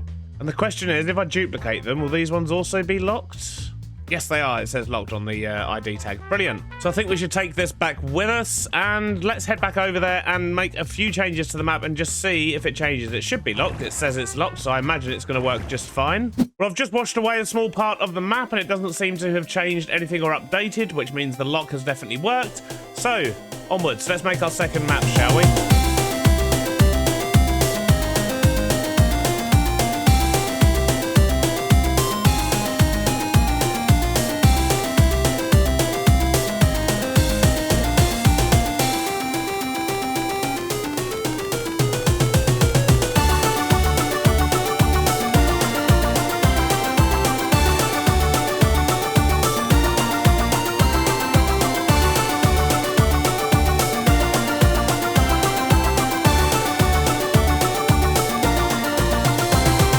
Admittedly, I may have got a little bit carried away there, but it turns out map art is really fun. But it's also incredibly time consuming. It's now Thursday afternoon. I've spent almost 2 days doing these. But don't they look beautiful? Look at these. This is amazing. So basically, we're going to be able to use these all over our construction site and maybe even elsewhere throughout the city as we go along. But I absolutely love these things. And I think it's about time we go hang some of these up, don't you? Right, it's finally time. This is what the last few days have been building up to. Slapping some signs down on our construction site. It's been almost 200 in-game days to actually build this wool farm and to do the maps over the last 4 or 5 days of my life. So hopefully this works and looks really good, but we'll see. Right, enough chat. Let's get this down. I think the first one should probably go here. And in fact, we should probably have a couple here. We want to have... Let me see, construction traffic. Yep, definitely wants to go that way. And of course, we want this one here, the non-authorized access. Oh, that looks so cool already. And let's put one of those on this side as well. So one of those. Oh, I love this already. This is so cool. And I guess we probably want to make sure people are wearing hard hats in this area as well. So I'm just going to run around and put signs where I think they're going to be appropriate. For example, I think having something on the edge here would be quite good as well. Got to keep safety helmets on around the crane. It is dangerous after all. Hat's definitely going to save you from that. And I think I'm done. We've got a few signs up and around, and they make so much difference. Look at all these little road signs and the entrance signs as well. They work so cool. I really, really like them, especially just stuck on the side of the skip here as well. Oh, it was definitely worth the time and effort, I think. But I've tried not to go too overboard, despite how much I do like them. I've just got them in a few places where I think it makes sense. Like there's one here by the sort of digger over this side as well, for example. And we've also got a couple on the outsides. For example, here, just so when you're looking at the building site, there's some stuff to see on the side as well. And of course, I've got the diversions in and the road closed signs over this side. So we still need to sort out the storefront over here and complete the rest of the building, but I think I'm going to save that for the next episode. I'm knackered. See you on the next one. Bye-bye now. Last episode, we spent a ridiculous amount of time cramming 256 sheep into tiny 1x1 cubes so we can farm them for their wool. And all of this was so we can create some giant map art to really bring some life to our construction site. And to be honest, I think it really worked. I absolutely love this area. One thing I don't love, however, is this bit over here because it's not finished. We've still got a huge amount of work to do on the outside of the building. And of course, we need to sort out the interior down here as well. So I do have a plan for this outside bit here, and I think the first thing we're going to do is just crack on and get that done, because once this bit's in, hopefully that's going to help me design the interior a little bit easier. So to get this done, I'm going to need a bunch of orange wool, some end rods, and a bunch of smooth quartz, and a little bit of glass for the windows, just to get started.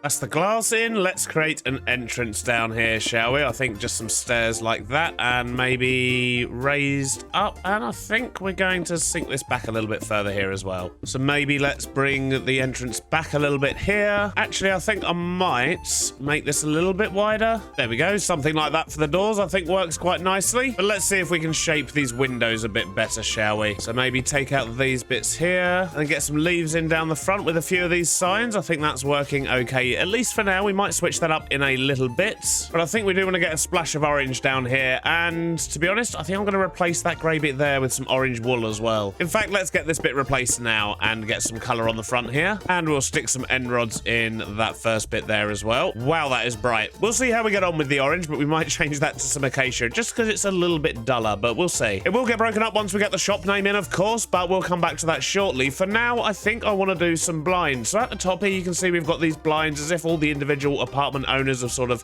lowered them to different levels and so on, and I want to kind of carry that on down here as well. However, the color theme down here is a bit different. We're actually using orange, we're going to be using acacia, so I'm going to see if we can do the same thing down here with these, and hopefully that'll look quite good. In fact, we might need to get some kind of a canopy over these windows as well. All right, I think that's looking quite good, and once we get some window displays in as well, that's really going to tie it together.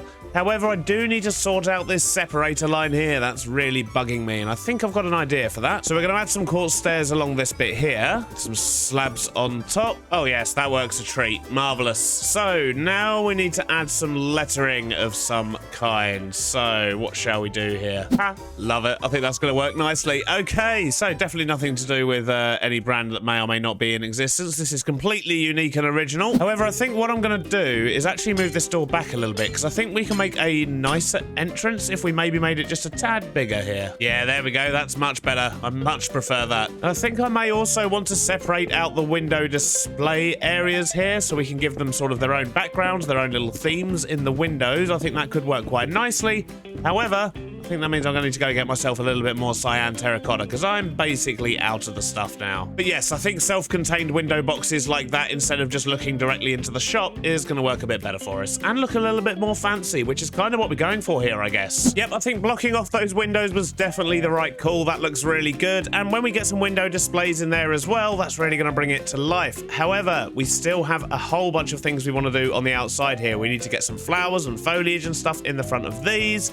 And of course, we need to finish off the front here as well. I think we need some lighting out here. Well, I am being incredibly indecisive. I've tried a bunch of different things here to see what works, and I think in terms of actually holding things on, I think the acacia here, that's what it's called. I think the acacia fences work better than the levers, because the levers are kind of clashing with the top of the canopies there. I don't think the end rods here particularly work. They just, I don't know, they just don't feel right for me, so I don't think I'm going to go with that. And hanging pots, do I like these or do I like these? I'm not entirely sure. I think I might go with these pots here, just because the pot color there is still kind of in theme with the acacia, but doesn't clash with the bottom bushes like this one here does. So, well, I guess I've talked myself into a decision there, haven't I? So let's get rid of this, and these other ones we're not going to be using. And I think what we'll do is we'll put the flower pot ones in between the windows, and then we'll have lights on the outside ones. I think that's going to work best for us.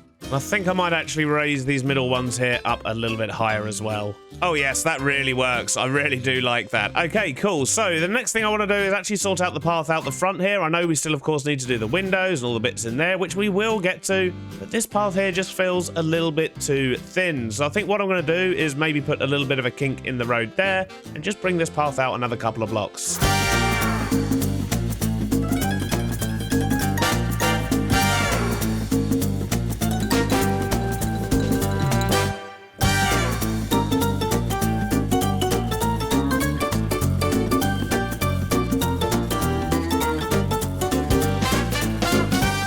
reshaped, and I think that gives us much more space on the path here, which is obviously a lot nicer. And I've put in a few little details. I've started adding in some street lamps. I think this is the kind of style we're going to use in this area. And the best thing is they do actually have a daylight sensor on top there, so they will actually come on at night as well. So I think for now, we're pretty much done on the ground floor of the building here as well. We will get some vehicles on this road soon too, but we won't worry about that just now. For now, I think I do actually want to sort out the rest of the building because, yes, we've only sorted out the ground floor here. And that means I need some glass to fill in that hole there for a start. But what I also need to do is get some foliage. I need a selection of flowers and bushes and leaves and things like that that I can apply to the outside of this building. And the good news is 1.20 is now out and I have just updated my world. And you'll be pleased to know we have a lovely cherry blossom biome not too far from our village. You know that random village that was built and had absolutely zero purpose whatsoever? Well, now this village's purpose is to act as the gateway to the cherry blossom biome. Look at this. This thing is absolutely massive. But the best thing is we get to take lots and lots of the flowers and things. We get to use the leaves. And of course, we get to use the wood. But look at the size of this thing. It's massive. And it has a really nice coastline here too. Anyway, we're not here to get distracted. We're just here to steal some wood and some saplings and some of these pretty flowers on the floor. We've got some leaves, some saplings, and a bunch of the floor flowers. So let's see what else we can get. I believe there's actually a flower biome over this way somewhere. There's a bit of a meadow here, actually. Let's grab a few of these. I've now got a huge selection of plants and foliage items that I can use in these window boxes, but I'm going to make sure I don't go too crazy. I don't want to put something on every space. I don't want them to look too overcrowded. So let's just scatter some about, and hopefully we can get the balance right to make this look good, but not like a flower shop in its own right. And thinking about it, something else I might do is quickly grab myself a little bit of clay and make some plant pots, and maybe even some of those new ones that have been added in 120, because I think they could look quite cool on some of the windowsills up there. I think to make these big clay pots we do... Oh, it's right there. It is just that. Okay, fantastic. So should we get a few of those? They don't stack. Well, that's awkward. Let's just take a couple for now and see how they look, because it might look rubbish anyway. So I think if we do that and then stick a plant pot on top, we can then stick something in it. What should we go with? Let's go with the cherry blossom. So there's a bit of a problem in that the flower pots render in, but the big pots don't. So I guess we won't be using those on there. That's a shame. So for now, we'll just stick with the occasional small flower pot. That's not a problem. There we go. I don't think it needs much more than that. And if we just quickly jump into free cam and have a look, yeah, I think that works nicely. And what we'll do while we're here is actually just put in a few flowers and things in these little flower beds. There we go, just like that. Adds a little bit of colour out the front here as well. And I think that means we're done on the front, at least. For now, no, we've got a hole in the window. There we go, that's better. The window is fixed. So, as I was about to say, I think we're actually done out the front here now for the front of the building, but we still need to work out the sides. I potentially want to put in some more windows on this side here as well. And we do have one major problem in that we can't actually get upstairs at the moment. There's not actually a way to get up there,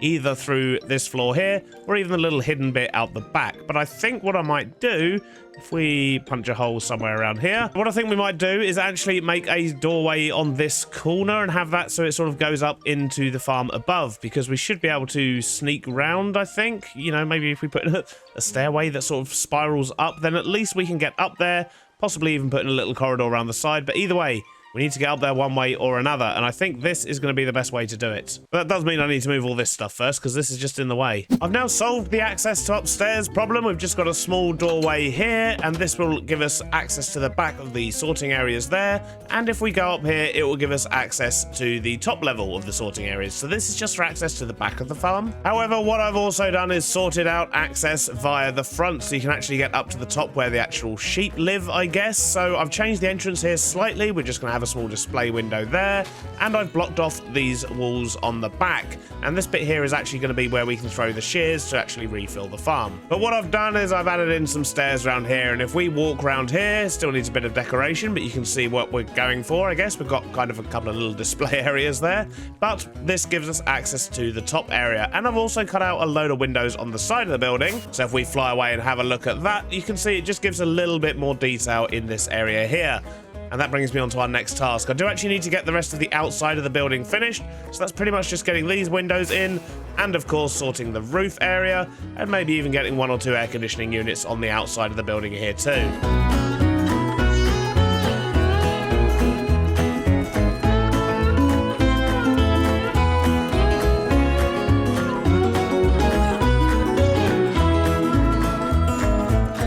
hour later and the exterior of the building is complete. I've left this wall blank, of course, because it will be having a neighbor at some point, so it's pointless putting any detail on there. However, on the roof and on this side, I've kept it light. I just wanted to add a little bit, but not too much. However, there's a big old space there, so we might add a billboard or something in future.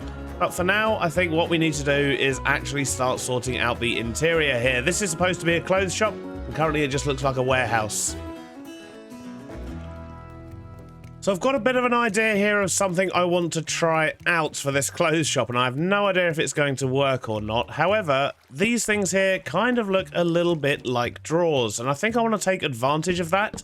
So let's get some of these on the front here. We're going to have to think of something to do for lighting in here as well. I haven't actually solved that one yet. And then we'll just fill in this back bit here with some oak planks for now. Actually, I've got a better idea. I think I know how I can sneak some lighting in here. So if we maybe grab those, and I'm going to need some kind of lights. Thankfully, we have all the shroom lights over here, so let's just grab a bunch of these. And my thinking is if we stick a whole load of these down the back here, in fact, I'm actually going to lower them down a block, and then that way I can just use trapdoors at the back here. Okay, perfect. That's well lit up now. Look at that. Beautiful. So what I'm hoping I can do, I don't know if this is going to work, but I want to make something that looks a little bit like sort of clothes racks. So we want some stuff hanging up. Let's grab some banners here. I've got some already prepped, but hopefully if we just sort of stack these on top of each other like that and kind of create a wall along here, that should look quite good maybe.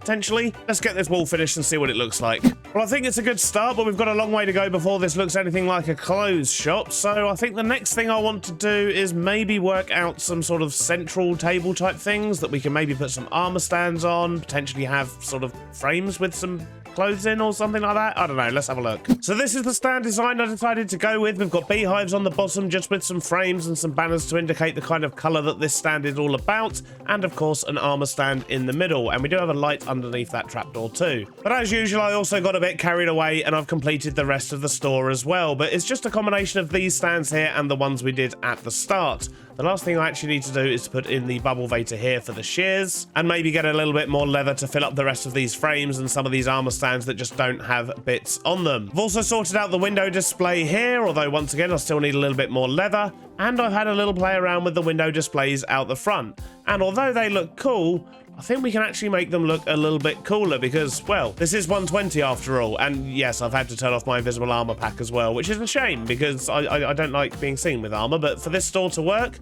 really kind of can't have that pack on, can we? But we have updated this world, and that means we can make really fancy armors as well if we get ourselves some armor trims. And from what I understand, there's 16 or so different armor trims, and you can get them from lots and lots of different places in the world. And we're going to go for a search and just grab some of the easier ones for now, I think. Eventually, of course, we do want to get them all, but for now, I just want a couple to mix up some of this storefront, because I think that's going to be the finishing touch it needs. But to be honest, I think it's looking pretty good already. So before we embark on our search, we're just going to head back to storage and grab a few bits and bobs we're probably going to need. And one of those things is the archaeology brush, which I have no idea how to make. A stick, a piece of copper, and a feather. Well, that should be easy enough. And there we go, one archaeology brush. And we're going to stick unbreaking on that as well, because that just seems like a good idea. Now we have a glowing brush. Marvellous. I'm also going to need a bed, maybe a few shulkers, who knows? In fact, we'll just store them in the ender chest and we'll take this with us. Make sure we've got a good stock of rockets. And we'll also take some obsidian and a flint and steel, because it has occurred to me, if we have a look at our map, we have loaded in a huge area of this world, and we're going to have to go outside this area if we actually want to find some of this stuff. So I think what I might do is just fly 1,000 blocks or so in the nether, create a new portal, and hope for the best. But at least that way we'll be in fresh new chunks. Right, let's see what we get. Oh, darkness and a spruce forest. Okay. Oh, look at that. Right next to a pillager tower. Amazing. Let's quickly go to bed first. So this could well be a fruitful start for us. I believe the one we can get from here is Sentry. Let's have a little look, shall we? Hopefully we get one straight off the bat. That would be nice, won't it? Oh, no. Oh, no, we do. We do. Look at that. Oh, we actually got 2 of them. I can't believe that. Literally first box, random portal. That's amazing. Doesn't seem to be any pillagers around it. Oh, no, there they are. They're all down there. Hey, fellas. Yeah, sorry, I've already stolen your loot. Thank you. So I think what we want to be looking for are shipwrecks, and there seems to be one there in the ice. So let's have a look over there. And nope, we do have a treasure map, though. Okay, so Captain's Cabin, I think, would be over this way, in fact. And I don't think we've got one. No, we seem to be missing the back of the boat here. So no joy on that one. Oh, well, onwards. Here's another shipwreck. Let's have a look in here. Nope.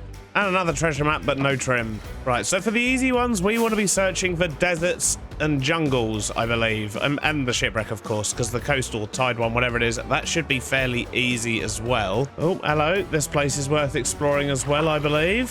Is there any suspicious gravel? This looks suspicious. Is that a piece of coal? That is not what we're after. Oh, looks like we've got a sherd. Oh, and another one. That was fairly successful. We managed to get 6 sherds altogether from that little temple. Although I swear, now I know that suspicious gravel exists, every single piece of gravel looks suspicious. Let's check out this shipwreck. Our survey says... Nope. Ah, I'll take the diamond. Decided we're going to stop digging those because we're just getting sherds from them and you can't actually get armor trims, and that's what we're after at the moment. So let's focus on finding some trail ruins or something else we need. We need a desert. That would be nice. Oh, look, a cherry blossom.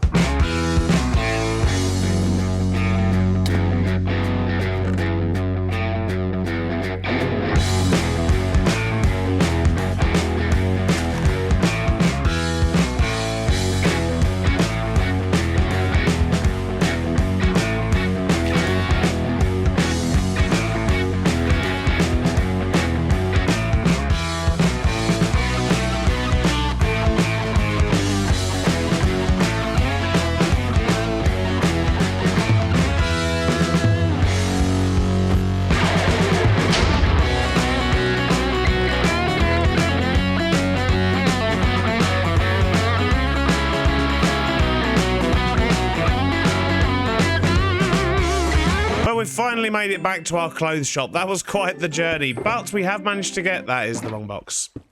There we go. But we have managed to get lots and lots of sherds, which wasn't even what we were going for, but I just couldn't help myself. That archaeology thing, very addictive. But we've also managed to get a bunch of these armor trims, which I believe we can duplicate if we mix diamonds and certain other blocks with them. We did also manage to get 2 sniffer eggs as well, but we'll save those for a future episode. For now, let's head back to main storage, I guess, and see if we can duplicate some of these up and actually make some fancy armor sets. I think I have everything we're going to need in order to duplicate these templates. So for each one, what we actually need is a number of diamonds and then a block of one type or another, depending on what the actual template is. And I think I have everything that we're going to need. So first thing I want to do is actually make sure I have at least 5 of every single one of these templates. So for example, the Shaper armor trim here takes a terracotta and 7 diamonds, and then we'll get an additional one. And as I said, we do actually want quite a few of these, so let's make sure we've got a bunch. There we go. So we now have 9 of each template, and what I want to do is make sure I keep one of these off to the side so I don't use it, and that means we can make 2 sets of each of the other armors. And that's what all this lovely leather is for. And now we move on to this box. Let's choose some colors, shall we? I think that's a nice selection of colors to be starting with. So now to do some trims, and for that we're going to need all these things as well, because we're going to want to experiment with all the different colors. So these items here are all of the different variations of things you can use to add a trim to the armor, apart from netherite, because I'm not netherite rich, so we won't be doing that. Let's try coasts. Let's go with this one, and I think it gives us a preview, doesn't it? Okay, so that's copper, that's purple. Okay, so it seems to be this sort of thin band that's going around the side. Let's maybe try with the top first. This might look a bit better. Oh, I quite like the gold. I think the gold and the blue looks good. Yeah, let's go with this. First set of armor is the blue coast armor. Let's have a look. Oh, that actually looks well cool. I really like that. Let's make more.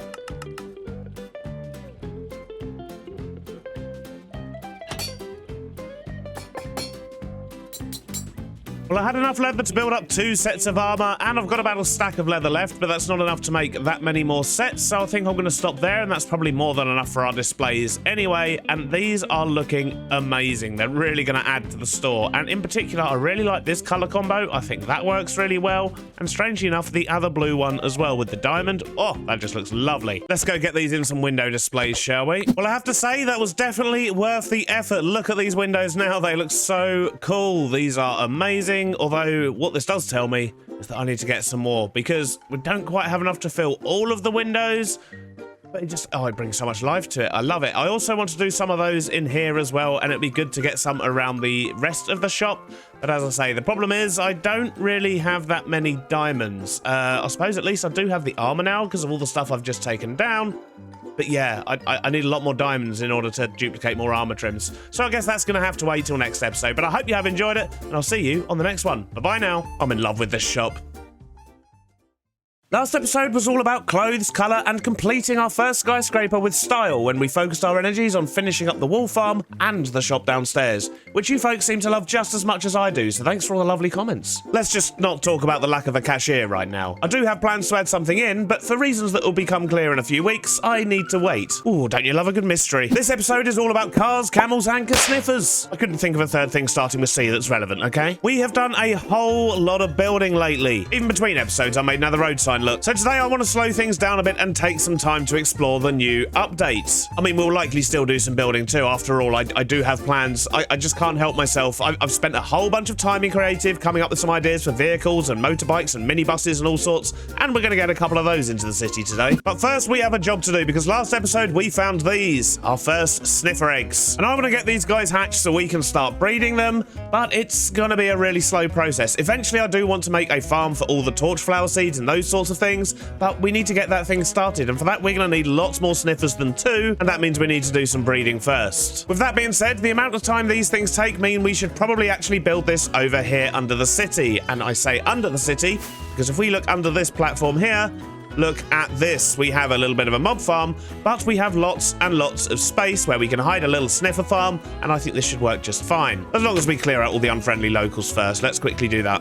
So the first thing I'm going to do is enlarge this area here and make it a little bit flatter. There we go. Something like that should do for our wonderful, wonderful sniffers. And now we need to plant the eggs. So these things take 20 minutes to hatch. However, if you actually put them on moss, then I believe they hatch a lot quicker. I think maybe 10 minutes. So what we're going to do is put down a bunch of moss here. I mean, I know we've only got 2 eggs for now, but hopefully we'll have more soon. And by soon, I mean in a matter of hours. These things are so slow. And I believe we just do that. Look at the sparkle, sparkle. Oh, isn't that wonderful? So that's the sniffer side sorted. Now I guess we need to figure out a collection system of sorts. So my thinking is something like this should work. If we bring a couple of allays down here and we give one each of the 2 different seeds, I think there's like torch flowers and the other one.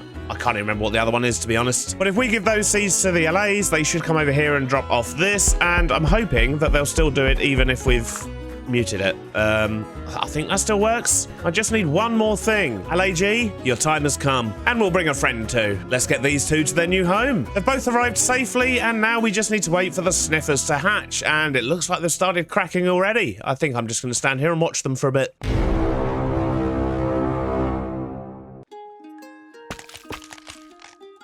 Oh my days, look at them. They're amazing, they look so cute. And they've got cute little floppy ears. Oh, these things are amazing. Although I'm not sure if the baby ones actually dig for things, but they seem to be sniffing. I guess we're just going to stand here and watch these for a little while now. I don't know if you ever watch paint dry, but that's a bit what this is like. Only cuter.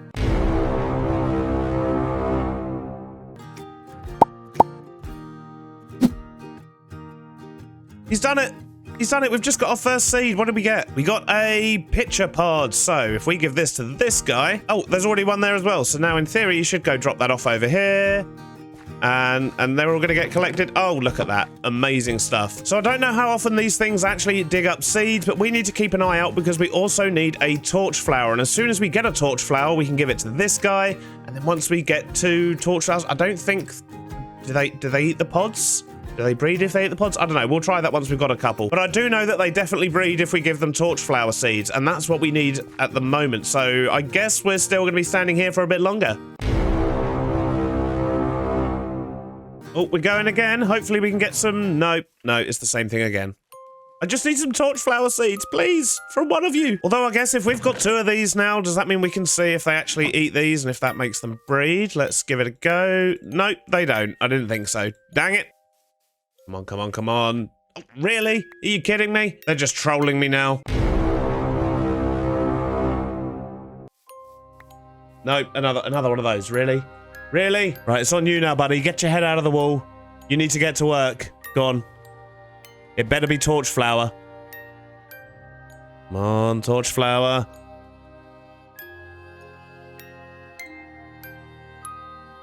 I hate my life. Oh my days, I think he's actually done it. We finally have some torch flower. There you go, buddy. You are now employed as well. Oh god, that feels so good. However, now we need at least another 2 of those so we can get our first egg. We are going to be here a long, long time. We now have our 2 torch flower seeds, and we actually have 8 of the pitcher pods. So, well, I guess these are definitely a lot rarer, but this does mean we can do this, and that should give us another egg. And there it is. Okay, so let's go plant this one, and then at least that'll give us a 50% increase in, well, not torch flower production. It's probably just be more of those pods, isn't it?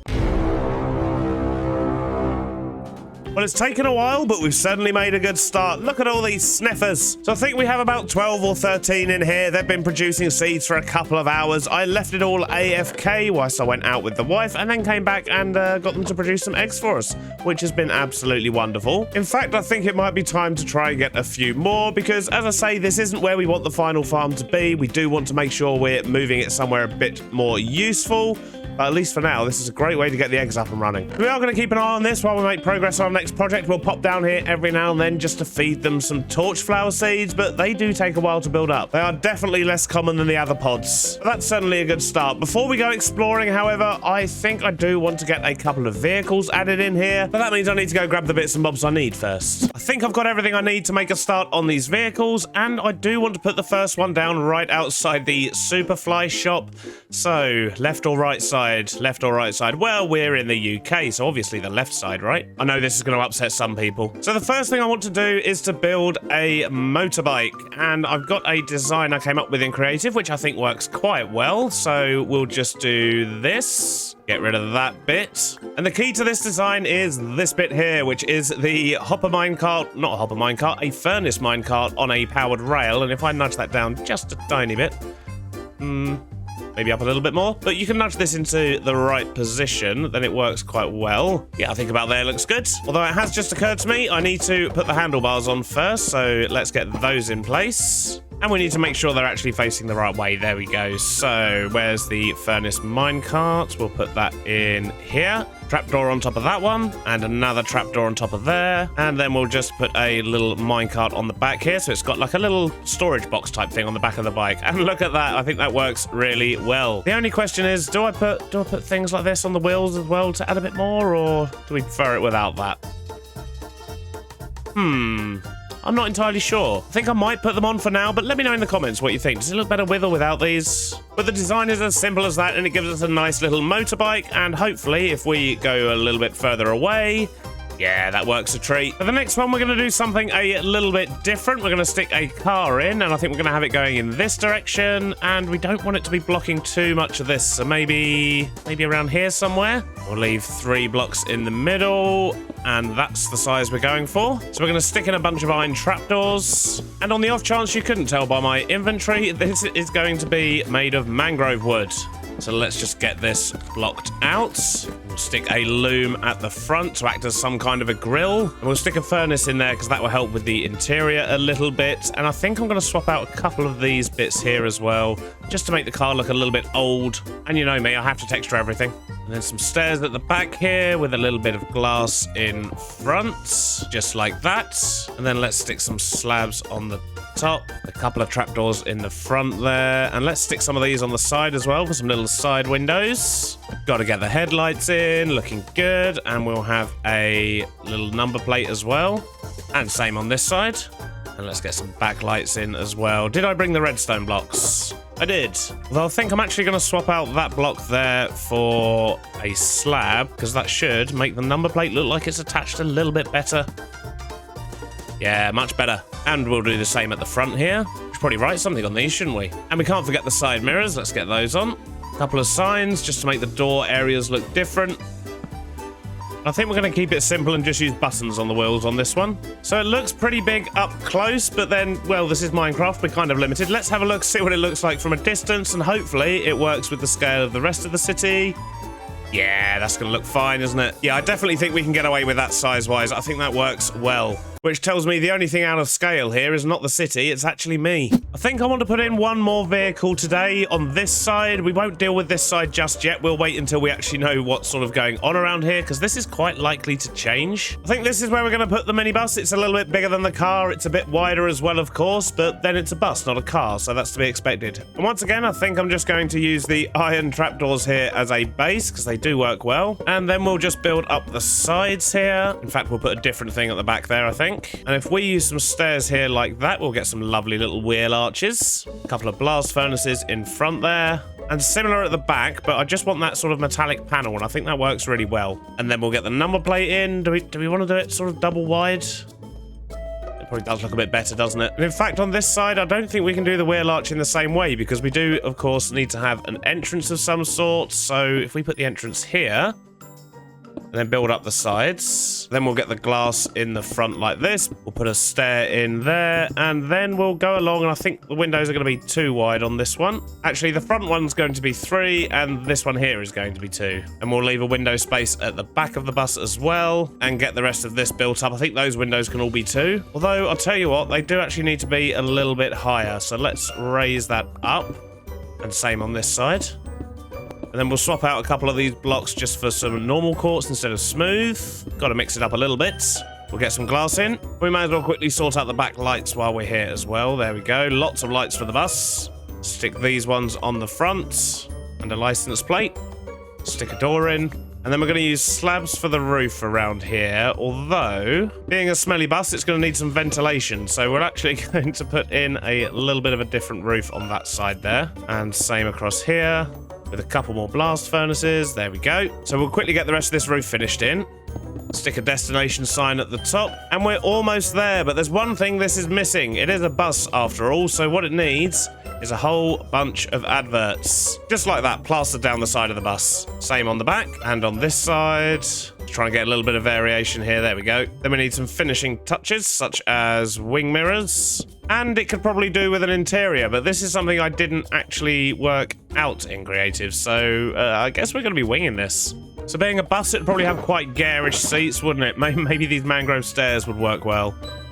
Yep, that's suitably awful. And I think with that, our minibus may well be done. And once again, scale-wise, I think that works well if you compare it with the machinery and things like that. As a little minibus, that should be about right. And with that, I think that'll do for vehicles for today. We will, however, be adding lots more throughout the city as we go. I've got lots more designs already sorted out. But for now, I really want to go and do some adventuring. As I say, 120 is out. We've got lots of exploring to do. And if I'm honest, I haven't seen a camel yet. And at the start of the episode, I did promise you camels. We've got a clear inventory, a bunch of rockets, some slightly damaged elytra. So let's quickly get those fixed. And then let's go on a mission and see if we can't find ourselves a camel. There we go. Wings are looking healthier. Let's go. So while we look for a desert, we need to go find some chunks we've not loaded before, and I think this direction is going to work quite well for us. Let's head south. And while we search for a desert, let's talk about all things 120, because yes, we're going to go find a camel, but that's not all this journey is about, because there's also loads of armor trims, there's pottery sherds, there's all the new bamboo blocks, there's cherry blossom stuff, as well as chiseled bookshelves, jukebox mob heads, and of course these things, which I've got absolutely no interest in whatsoever right now. And what I want to do over the next hour or so is try and find as many of these things as possible. In fact, this might help. Yes, there's an ocean monument. That has an armor trim in it, I think. Let's have a quick peek, shall we? Although it appears I forgot to bring my TNT with me, so let's quickly head back and grab that, shall we?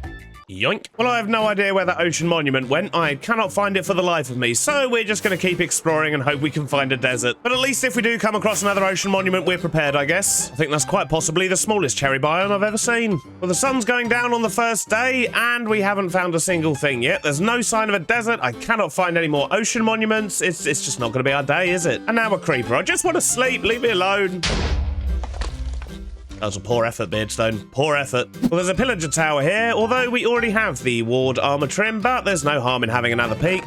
Oh, another horn. We'll take that, even though it's so 119. Oh, and another tower. Some bottles of enchanting, which, to be honest, I might need for my wings at this rate. Let's console our failures so far with a little bit of archaeology. We still need at least one of the pottery sherds from here, and who knows, maybe we'll get lucky.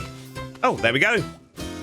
Is this the one we need, though? Well, we got 2 sherds out of that, and we do have our sherd box, and that's a new one. that one is not. So that was, I think, in fact, the last one we were missing from those little underwater temples. And we've already got all the warm ocean ones as well, so we don't need to worry about those things anymore. But I'd really love to find a desert. Well, there is a jungle temple here. We already have the armor trims from this area, but there's no harm in grabbing a few more, I guess, if they're available, which they most certainly are. Oh, and 2 more. Beautiful. But sadly, that makes no difference to our overall collection of smithing templates, but maybe a sneaky desert would. Come on, look, this is a jungle. There's got to be a desert nearby. Surely. Plus, I've used up half my wings so far.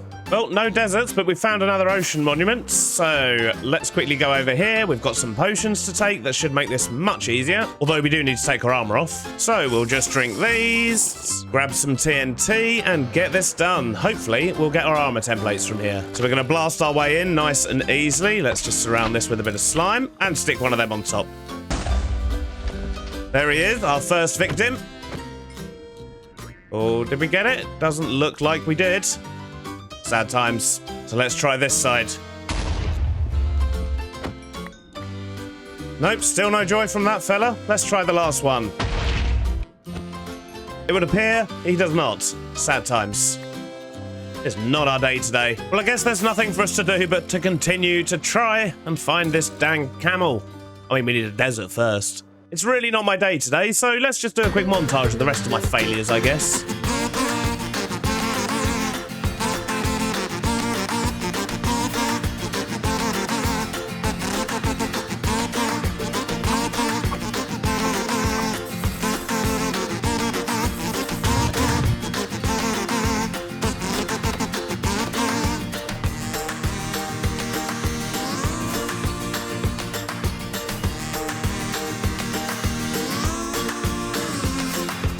Whoa, whoa, whoa, whoa, whoa, whoa, whoa. Hold the montage. This is something we need. We've not actually raided a mansion yet.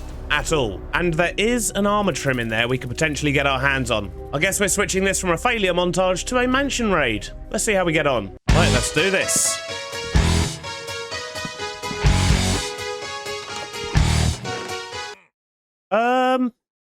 We haven't even seen an enemy yet, and we've just found a Vex armor trim. I guess we can get on with the real mission then. We'll come back and clear this another day. Another one for the collection though. Excellent. Let's get back to the montage of failure.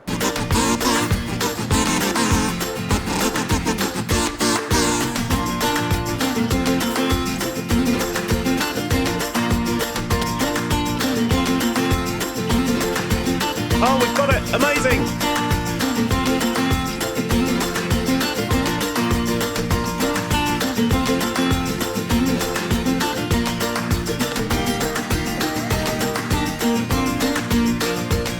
Oh, it's a camel! Finally, we found a camel.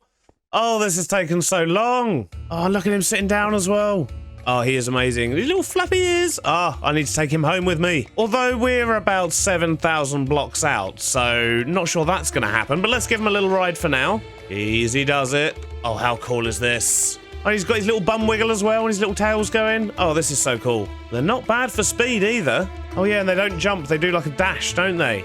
Oh, this is very cool. I really want to take him home, but it's so far, and I haven't brought portal stuff with me. There's no way this cute fella's not going to end up back at my base one way or another. Got the coordinates noted, and we'll be back for you. But while we're in the desert area, I want to have a fly around, see if there is much more desert, because we're still missing a few pottery shards we can get from the wells, and we're still missing actually another one from the pyramids as well. Well, that probably wasn't the most successful scavenging trip ever, but we did manage to get ourselves a couple of new armor trims, which we're going to be testing out in a moment. In fact, we managed to get 10 of the June ones in the end, which is crazy. And we've done pretty well on our pottery shard collection as well. We've got all the desert temple ones, we've got all the warm and cold ocean ones, we've got 1 out of the 2 well ones. We just need all the trail ruins. But I had absolutely no joy locating another one of them. That was really hard to find, and I have no idea what I've done with the shards from the one we actually excavated in a previous episode. I have no idea where they've gone. First things first though, we did locate a camel, but we've left him in the middle of the wilderness, so I think we're going to go get him. And we need to give him a name as well at some point, so if you've got any ideas of what we should call the camel, do let me know in the comments. And we'll get that named up next episode. But I think I'm going to be taking with me a little bit of this, one of these, and in fact maybe I should heal up my wings first, otherwise this is not going to go well.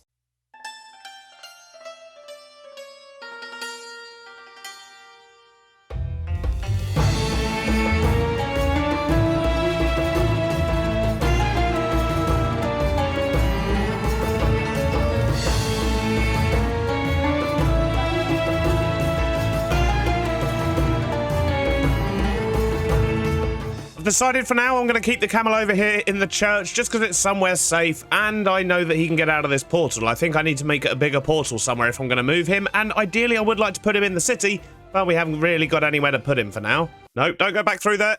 Go. No, none of that. Right, yep. Let's maybe block this off just so the camel can't get back through. So now he's safe. There's one last thing to do, and that is go make up these new armor trims, get them added to the clothes shop, and of course, check on our sniffers. Well, they're all looking pretty good. I particularly like this June one here. That looks very, very fancy. The Vex ones look okay, I guess, but yeah, the June one, very cool. But these need to be on display in Superfly. Yep, they're looking very cool. Job well done, I'd say. And I'm pleased to say we've got a reasonable amount of sniffer eggs and torchflower seeds as well, so we should be able to make a proper farm soon. And while I remember, one more thing we can do is, of course, that certain mob heads we can now put on top of note blocks, and then they do that when you tap them, which is very, very cool and very, very loud. Don't panic, I did make some chiseled bookshelves too. See? I didn't forget. Last episode, we bred up a bunch of the cutest new mobs in Minecraft. Just look at these fellas. And this is all in preparation for a proper sniffer farm at some time in the future. And look at this, we have 38 sniffer eggs so far, so we're doing well on that front. But we won't be playing with the sniffers today, because what I want to do is extend this block here, and we do actually want to get another building on the side.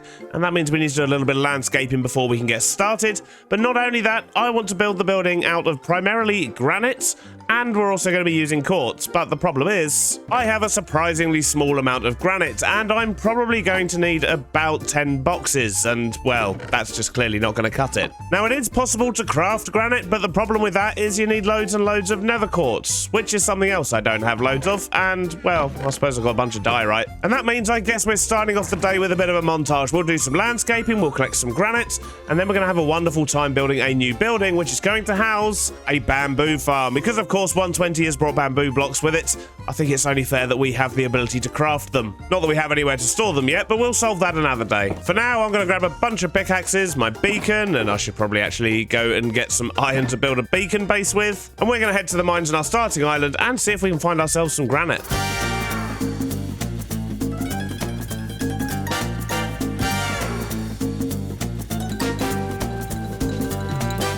Just over an hour and a whole lot of pickaxe durability later, we've actually got a bunch of granite. We have just over 6 boxes here. That last one's only about half full, and I don't know if that's going to be enough, but I'm hoping it will. I think I might also take this polished stuff as well. This is probably going to come in handy. But that's not all we need. We also need a bunch of quartz, and to be honest, I don't know how much we've got. Not enough. Yeah, that's probably not enough. But we can solve that with some villager trading. Not a problem. Let's just buy a bunch more.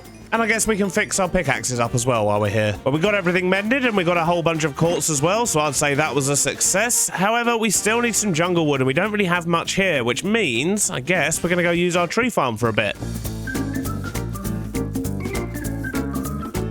15 minutes at the farm, and we've got more than enough jungle wood for today, but the next thing is to clear some space for building, because we need to extend this road, which means I probably should have actually brought some deep slate and some andesite with me, so I guess we're going to have to go get some of that, and then we're going to mark out the plot for this build. And then from there, I guess we're going to try and work everything else out. I haven't really planned this one much beyond a colour palette.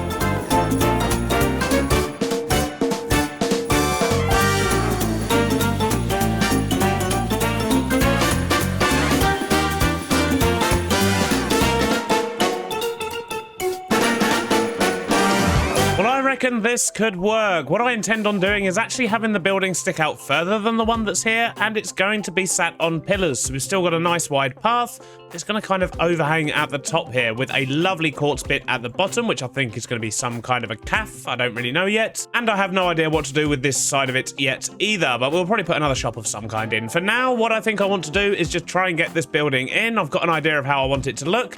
Let's see if we can pull it off.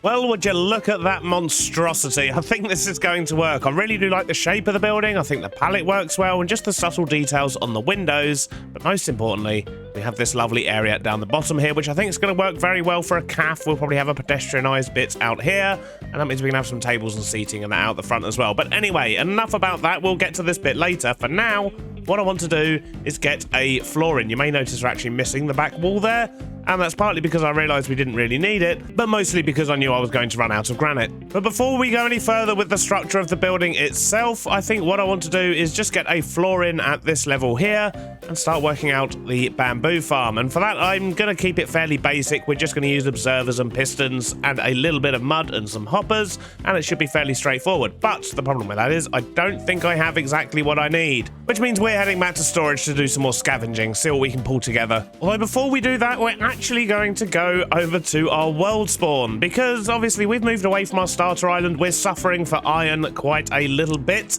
So what I did was I went over to world spawn and I did build an iron farm, and my hope is that has actually been running for the last episode or so of recording, and that should hopefully mean we've got loads of iron. Well, I can see a golem burning, so that's a good sign. Well, we've got a good few chests of iron and some poppies as well, so that shouldn't be too bad. Let's just quickly stick these in for the bone meal.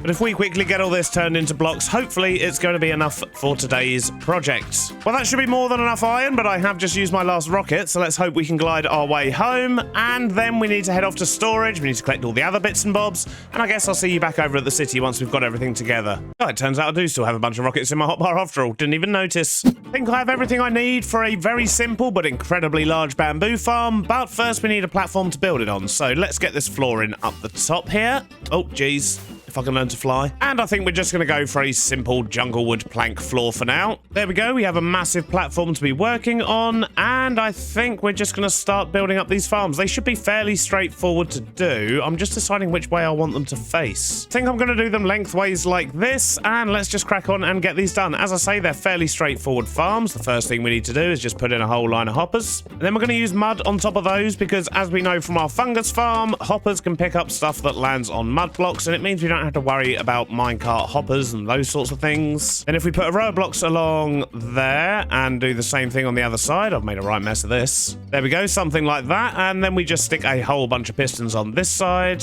and once again, same on the other. And we need a block for the redstone to sit on. So what I think I'm going to do is just use the white wool here, although that's going to be quite bright on the outside. Yeah, I think I'm going to use the terracotta instead, just so it blends in a bit better. We don't want this thing sticking out like a sore thumb after all. And then we just need observers pointing inwards with the redstone on the back, and that is pretty much the farm. Like I said, very basic. I would, however, prefer it if all the bamboo didn't escape when it got broken, however, so what we're going to do is actually encase all this a little bit. And in fact, if we utilize a bit of glass, we might even be able to make this look nice. And then we're just going to dump a bunch of lights on top so that the bamboo can grow nice and quickly. Let's tidy up the front of this bit a little bit as well, although there's not really much we can do, I suppose. We can do a little bit. Maybe some jungle stairs in front of the chest for now. I haven't quite figured out what we're going to do for storage. For now, we'll just collect it in individual chests, but we do, of course, need to link all that together as well. But we'll wait until we've got all the farms in first. And in fact, I should probably plant some bamboo, otherwise this thing isn't going to produce anything. Beautiful. First module's done, and it's already...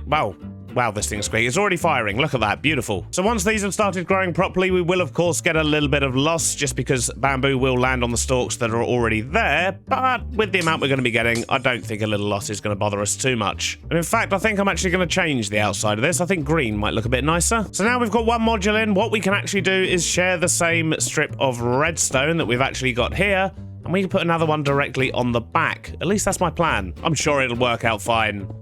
Wow, it's getting a bit dark, isn't it? I should probably go to bed. And now I'm well rested, let's get a whole bunch more of these modules in. Time lapse.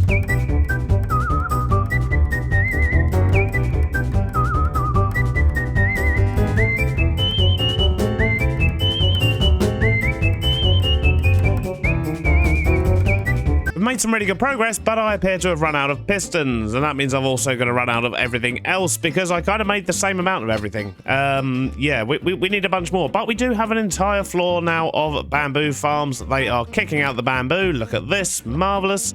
And I do want to do this floor as well. And then we need to figure out the storage, and I think it's safe to say we're going to be needing shulker loaders for this one. But once it's done, we'll never have to use real wood for chests and hoppers again. We can just use bamboo instead.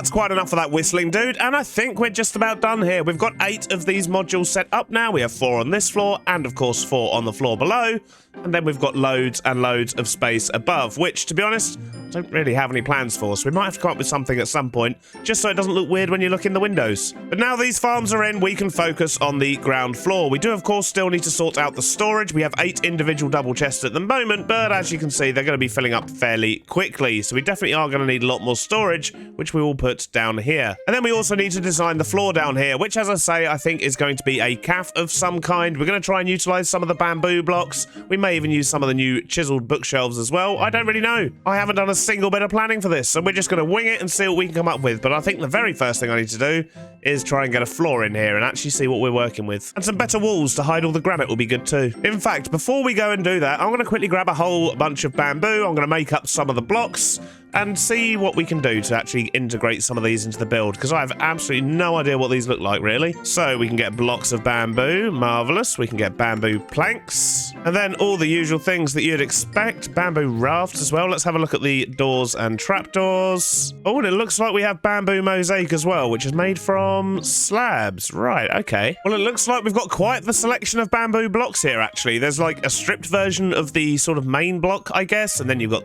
the normal planks, you've got these mosaic ones, and I really actually quite like the fence posts as well. It's the simple things. And of course, we have chiseled bookshelves, which have a very cool pattern on the sort of the back, the sides, the top, and everything. So yeah, let's have a little play around and see what we can do in here to make use of some of these. I think we might be onto something here. I'm not 100% sold yet, but I'm liking the combination. So we've actually got green terracotta at the back here. I wanted to have a completely different section for kind of where the storage is. We might make it look a little bit like a sort of a book nook, I guess, for the cafe. And yeah, most of that space behind the wall there is probably going to be for the shulker loaders. And then I've used a combination of green concrete, the greenish bamboo blocks, as well as some of the fences and posts and things, just to kind of try and create some interest on this back wall, because this is where the main counter's going to be, as you can probably tell from what I've done on the floor here. So here I've just used mainly oak and some of the new bookshelves just to kind of line the main walkway, and then we're going to have seating in these areas over here, and we're probably going to have to bust a door out the back here as well at some point. I've also made use of some of the bamboo hanging signs here. They actually create like a solid barrier, and I think, to be honest, they look quite nice, and with the small hint of green in, they're a nice tie-in between the oak and the bamboo green blocks here. But now I've got to figure out the rest of the interior.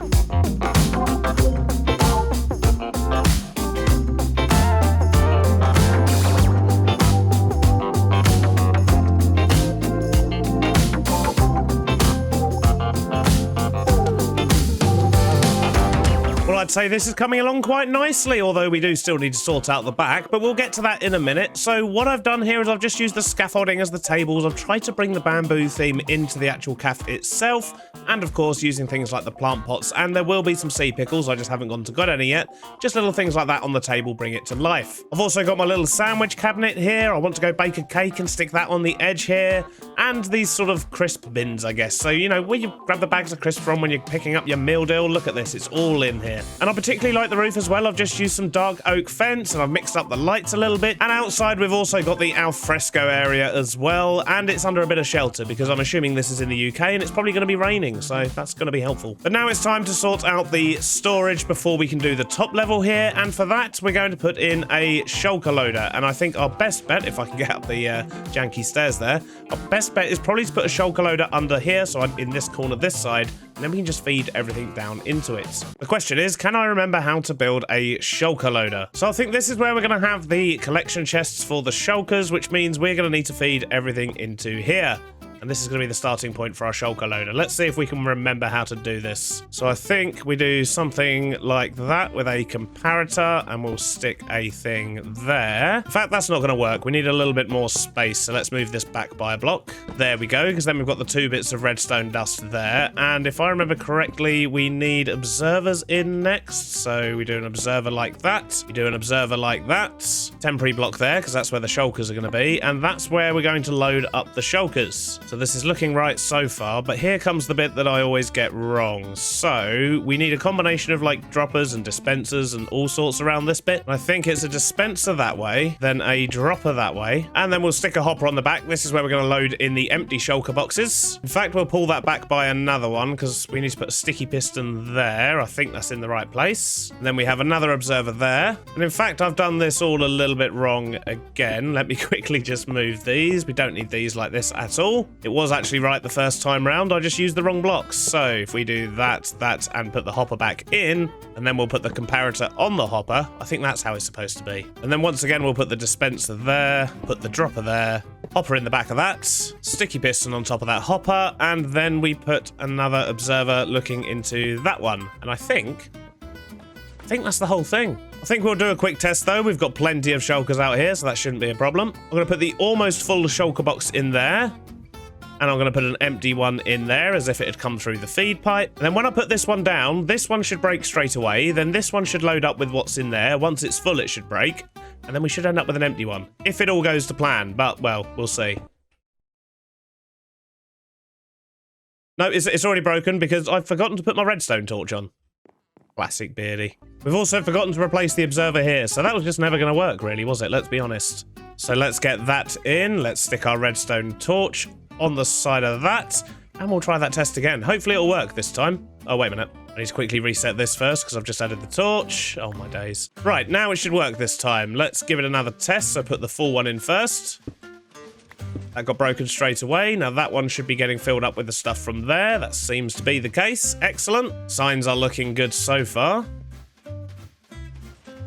And there we go, just as that emptied, it broke. We've got the fresh one there, and the full one has gone into there. Perfect. So this thing's going to work an absolute treat. We just need to link it up to everything else. And of course, we need to make it look good. An hour or so later, and we are finished. And this place is looking awesome. I love how it's come out. I've even managed to get the cakes in, look. But at the back here, I've had great success hiding things away. We've got like a little sort of reading library type nook. We've got some paintings hanging up. We've even got flower pots. But most importantly, all of our bamboo comes into these two chests. And as you can see, it's working a treat. We've already got 5 shulker boxes of bamboo just in the hour or so I've been standing here doing this. And if we go upstairs, I've not really done anything up here apart from put somewhere where we can actually load some shulkers and, well, a whole bunch of shulkers. Of course, we can just make the chests out of the bamboo that comes out of this, so it should be fairly easy to keep restocking. I just need to sort out the rest of this bit. I've got a little bit of tidying to do on the upstairs, but the downstairs, that's looking amazing. I'm actually really pleased with how it's come out, and in particular, I do actually like these living walls we've got on the side here. I think that's what they're called, so, you know, got all the foliage in there as well. I've tried to bring the bamboo feel kind of down here and the outside in, so to speak. I sound like a proper interior designer. But I also brought the inside out with this deck here, which I think works really well. And on this wall here, I've just got some air conditioning units, some kind of industrial-y bits going on. And this wall I've just not done anything with, because let's be honest, we're going to be sticking another building here, so there's no need. And with that, there's just one thing left to do, and it's not over here. Last episode, we got ourselves a camel, and I asked you all for names of what we should call him. And there were lots and lots of suggestions for Humphrey. There were quite a few suggestions for Carl as well for some reason. And some of the suggestions I shall not be repeating on a family-friendly channel. You know who you are. But one name that did stand out was Larry Longlegs. What an amazing name. And that actually came from Mrs. B. I swear it's not favoritism, it was just the best name. But I'm not going to call a camel with one hump Humphrey. Doesn't make sense. But don't you panic, there's still a whole army of sniffers we're going to be naming later on. I hope you have enjoyed today's episode, and I'll see you on the next one. Bye-bye now. My hardcore world is fast approaching 4,000 days old, and in that time we've built small, we've built big, and we've even built small but big. And today we take on our single biggest build yet, and it's going to be a monster. But before we get to any of that, however, last episode I asked for suggestions of what to name our brand new bamboo themed or cafe, as some of you wanted to point out in the comments. And we've had some very interesting suggestions, but one in particular I liked, especially as it tied in with the pun approach of the real businesses we seem to be taking, is Star Blocks, which was suggested by Capard, which hopefully I've said correctly. Another suggestion I did actually really like was the Hard Block Cafe, which I think just fits really well, but we'll probably put that somewhere else in the city. I also did a quick Google and managed to find these, which I think work really well. They look a little bit like these Starbucks Deluxe banners, so I think we'll get a few of those up and around the area. In fact, I think they work a bit better down the bottom there. And they work particularly well here on the outdoor dining bit. That's very cool. And we'll get one in behind the counter here as well. Look at that. Beautiful. In fact, let's raise that up by a block. And I think we can say the cafe is finally done now. Starblocks is open for business, although it has no staff yet. But once again, I do have a plan for that. I'm just still waiting for something. But when it gets here, it's going to be wonderful. So on to the task at hand. We need a massive, massive plot for this build. And I think I've selected one. If we quickly land here, what we're going to do is build in this area here. And that does mean we're actually going to be cutting out a chunk of the river. I do want to put in some kind of a canal or something instead of having a river, just because the scale of the city, I think the river is just going to take up a little bit too much in the form that it is. So we will be covering up the majority of this river. We might leave this bay here, but all of this here will be going. For now, though, we just need to sort out this area here, which means I've got a lot of landscaping to do. I need to bring the ground up level with the path. And, well, we're just going to need a massive area for this. So I'll best crack on, really, and stop talking. Time-lapse time.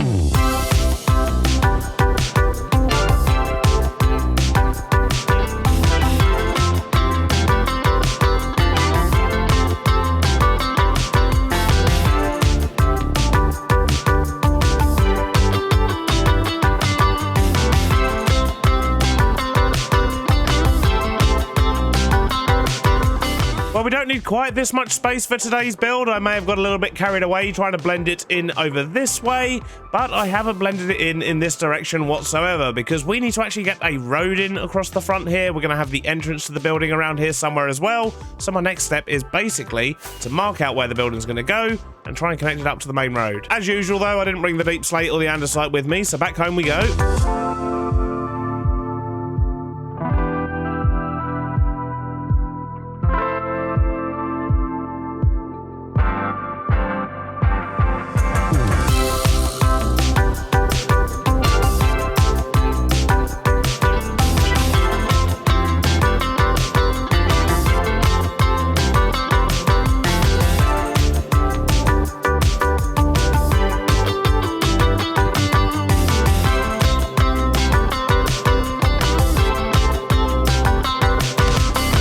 We've got the roads in, we've got the plot all laid out, and this should work an absolute treat. And I know it looks like a very weird shape, but I promise you it will all make sense by the end of the episode. But not only have we created all of this up here, we've also created a mob farm even Scar would be proud of down here. In fact, if I turn on the gamma, we can see just how bad the situation is. There is stuff everywhere, so I'm going to need to get some torches down there.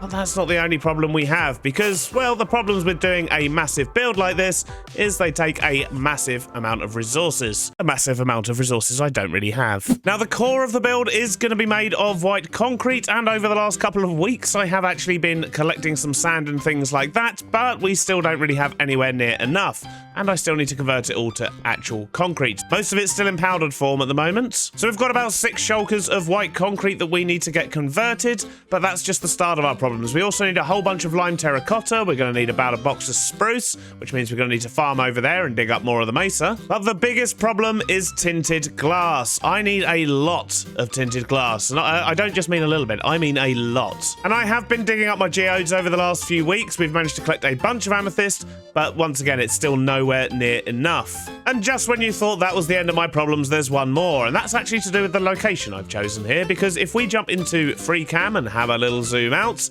look at the colour of the grass here. We've got such a mix of grass. I wanted to have some nice lush gardens in here.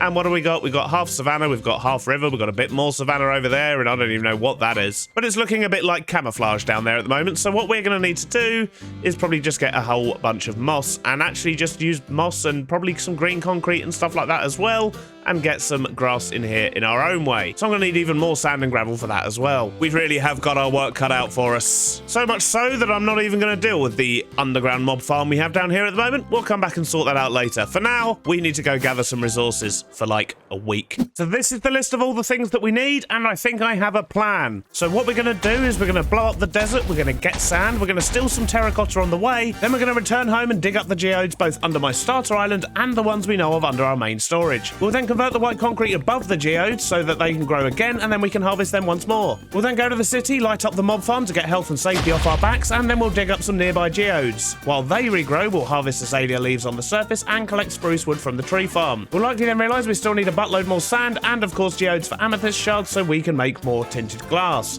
So we'll blow up more of the desert, we'll hang around some geodes until we have everything we need, and at some point we'll probably remember we need to get some moss from the moss farm. At least that one's simple. And I'm happy to report the plan I came up with this morning worked. Although it is now 7 PM and this has literally taken me all day. Because we really did have to get a whole lot of amethyst shards. We've used a good couple of boxes, but we've ended up with a little bit more than this, but this should hopefully be enough for this build. We've also got a buttload of white concrete. We've got all the leafy bits that we're going to need. We've got the flowery leaves as well. We've got some lime terracotta. We've got spruce.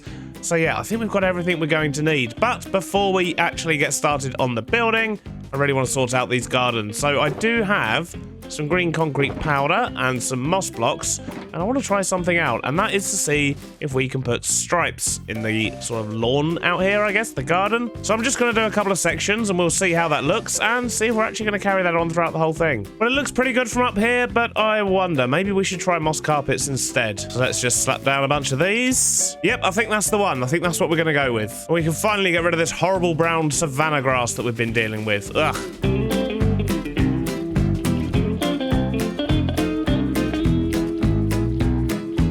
Well, that's looking so much better already. The grass really does make a difference when it's like this, although it appears I've missed a little bit of the carpet here, so we best get that put in, but this definitely looks a lot better than the weird, browny, horrible savanna grass we had before, but I still feel like it needs a little bit more of an edge, so I'm wondering, can we try maybe using some leaves? Although those leaves...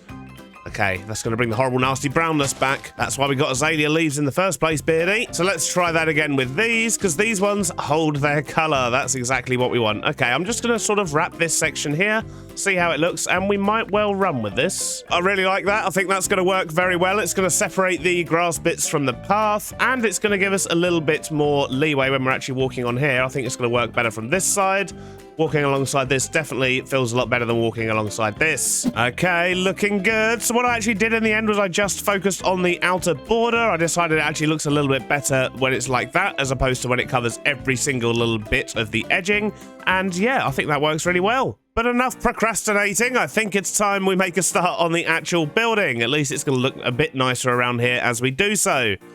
Jeez, right, where do we begin? So as you can probably gather, I do have a bit of a plan for this. I've been messing around in creative, which is sort of where we've come up with this shape and how this is going to work. But that doesn't mean it's going to be easy, because I'm not 100% happy with what I've got in creative, but it's definitely a good starting point. So I think what I'm going to do is kind of focus on this bottom level first. So that's going to be the entrance, the bits out the front. I guess kind of the thing that's going to make it all look a little bit fancy. And then we'll see if we can work out the bits going around the outside. So let's start placing a few blocks and see how we get on. Wish me luck. So let's start by framing out the doorway. We're going to have a nice big grand entrance in here, and it's going to be set back a little bit as well, so maybe let's come back a few blocks. I reckon that's a good size for a big old grand entrance, and we want to get a bit of colour into the front of this building as well, and that's where the lime terracotta is going to come in. Have a big old strip of this running up the building. Yep, that should work nicely. However, it has occurred to me I also actually need a bit of iron for this build, and I didn't bring any over here with me. So I think we're going to go check out our spawn iron farm again and see what we can blag. Well, I've got to say, having this farm at spawn has been an absolute godsend. It works so well. Oh, I love it. We never have to worry about iron again. I should probably put in a filter for these poppies, though. Right, that's the iron sorted. Back to work. So the reason I wanted the iron is actually to break up these columns here, because these are going to be rising up the whole front of the building here. And just to give it a little bit of a break every now and then, I think these iron trapdoors are going to work quite nicely. Yeah, that should work. So I also need to get some stairs into the front of this building, of course, so that should be fairly straightforward. And now we're going to sort out these side bits here. So I'm going to do something a little bit different. Let me get some more concrete. That would be helpful. And what I want to do is put in like an angled living wall, I guess, on the front of this build, because I think that's going to really help. And overall, I do want this whole build to look very like green and bright and airy. And that means there's going to be lots and lots of leaves and flowers and things like that. So how are we going to do this? Maybe just up at an angle like this is going to be our best bet. So I think that's right, but I might actually go a couple of blocks taller. And let's bring up the rest of this middle bit here as well, just so we've got a better reference point. Yeah, that's a better height, much better. So let's just get this back bit here filled in. Looking good. Okay, now let's try and get the living wall part of this in. So we're going to do similar to what we did in the calf. We're going to do a checkerboard of fences and fence gates. Something like that, which looks a little bit messy at the moment, I'll be perfectly honest. But now we're going to punch out a load of bits. We're going to get lots of leaves in here. So let's grab our axe.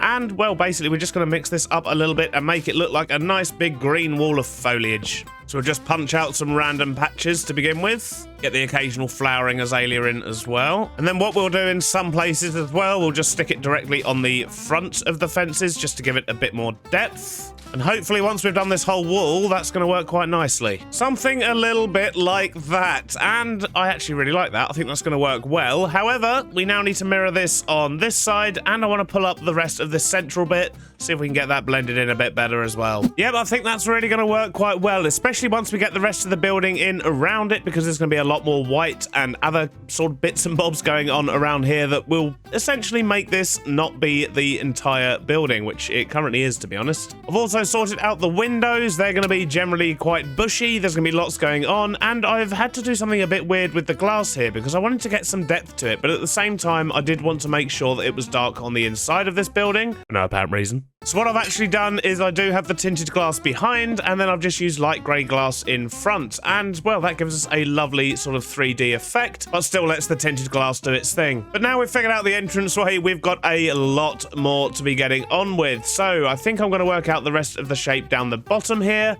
As I say, it's going to be a little bit weird, this building. It kind of has layers. I've got a bad feeling about this. But let's see if we can't work out the next few little bits, and I'm going to try and get this kind of bottom level in, and hopefully from there you can see where we're going with this building.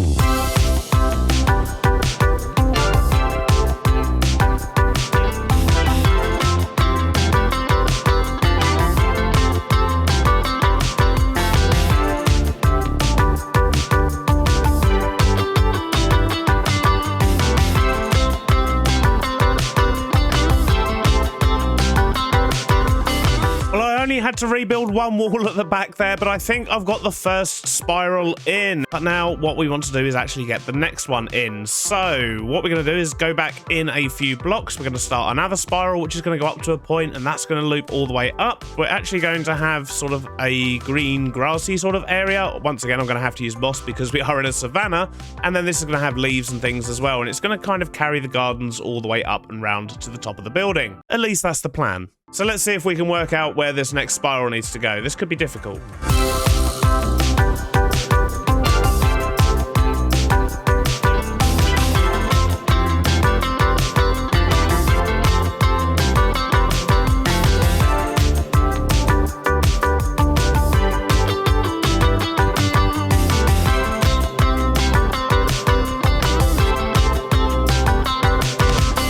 Second spiral is in, and the building's really starting to take shape. Once we get all the leaves and things on this bit that wraps all the way round, you'll notice we've also got the moss in now. But once we get all the leaves on that, that's really going to give it a nice pop of colour, and it's going to break up all of the whiteness. But I think that's looking very cool so far. But I guess the next thing we need to do is work out the hardest bit. So this is going to be the central tower, I guess. There won't be another spiral, but we do need to sort of finish off this one. So there's going to be a bit more moss here. There's going to be more leaves, more gardens going up and round. But we need to get a cylinder in the middle. So let's see if we can work that out. Although I really should fix my wings first. This is not going to end well otherwise. Especially if I haven't got my totem.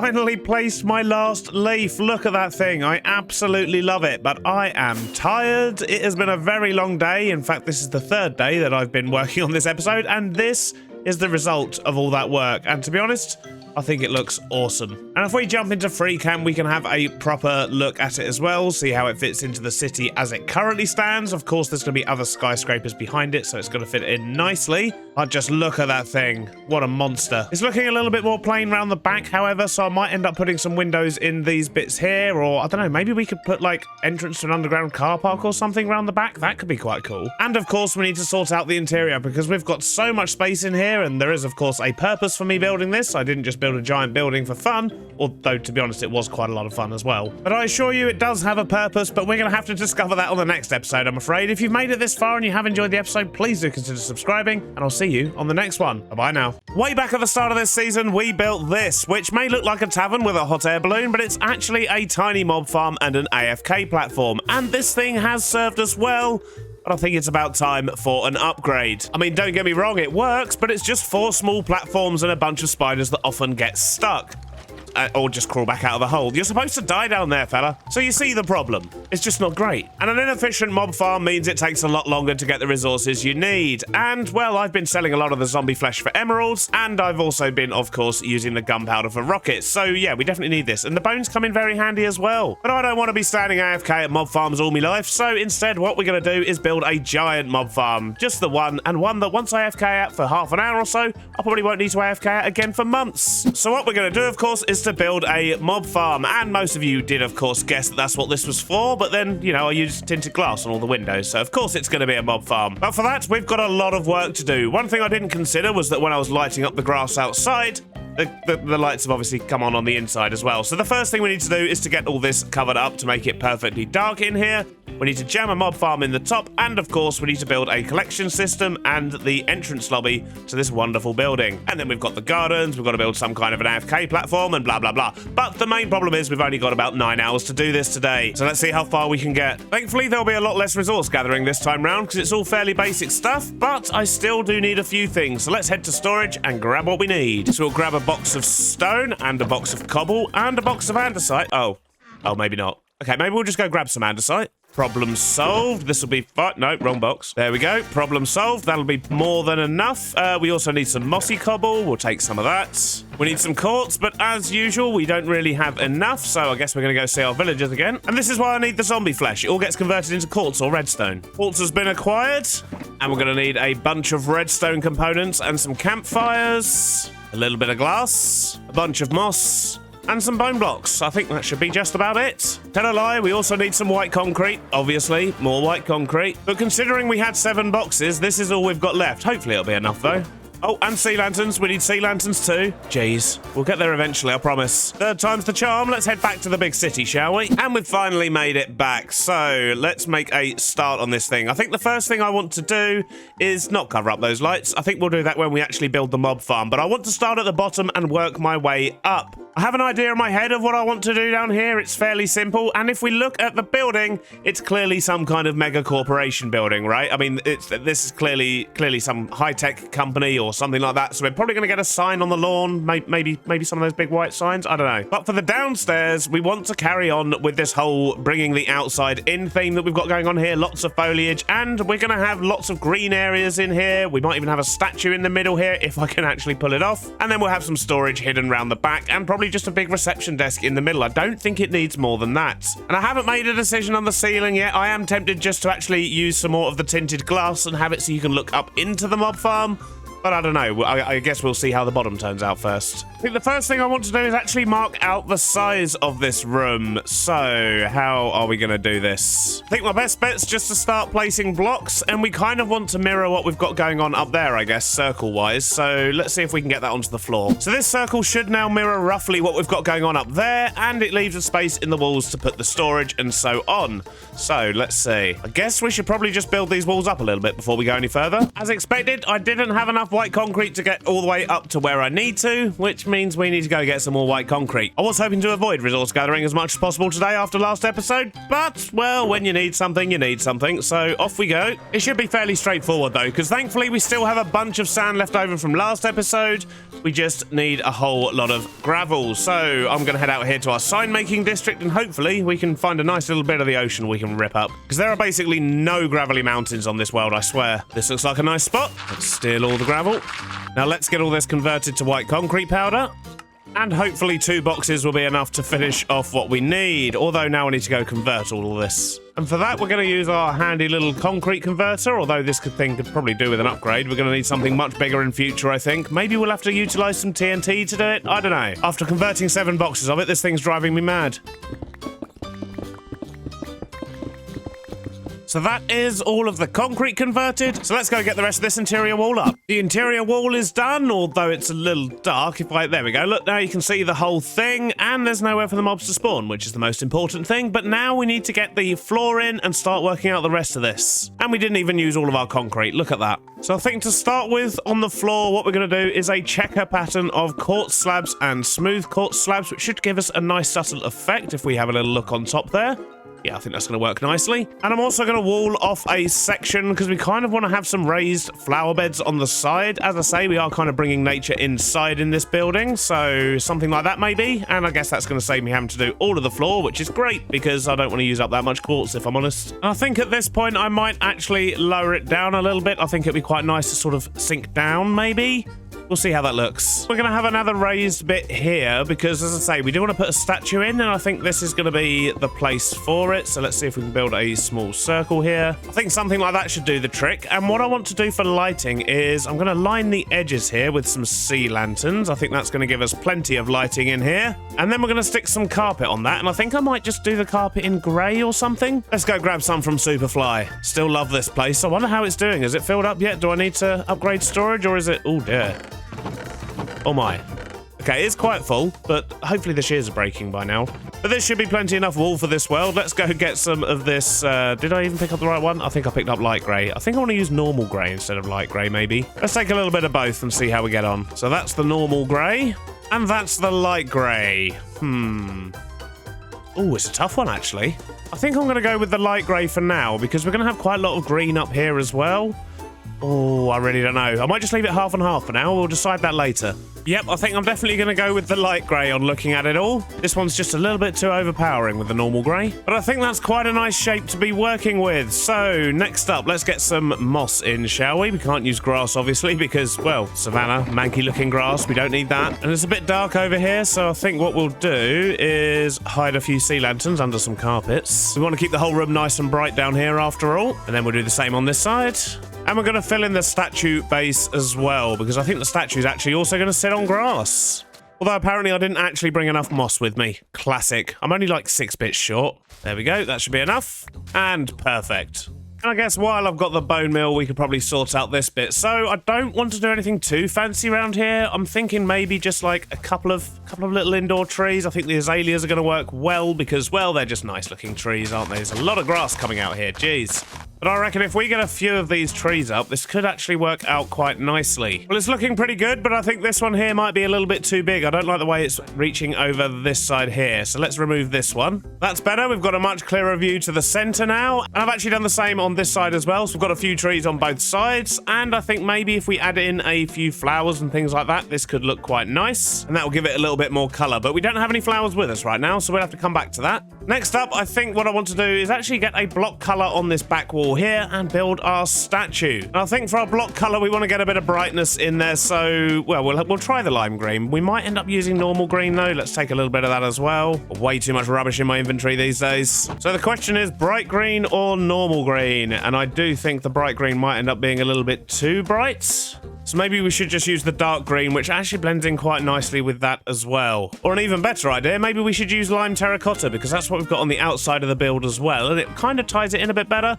Although I don't have any with me right now, so let's go grab some. I've got the lime wall in. I brought back a bit of spruce as well, because I think that helps to break it up a little bit, although it is very dark at the top here. And I'm just adding a couple of other spruce pillars around, just to break up the whiteness of these walls a little bit. I'm putting carpet on top, of course, so things can't spawn for now. Well, those beams seem to do the job. They definitely help to break it up a little bit. Now I need to figure out the actual statue that I want to put here. So because this is going to be a mob farm, I think we should definitely represent that inside and potentially outside in the gardens as well, but we'll get to that later.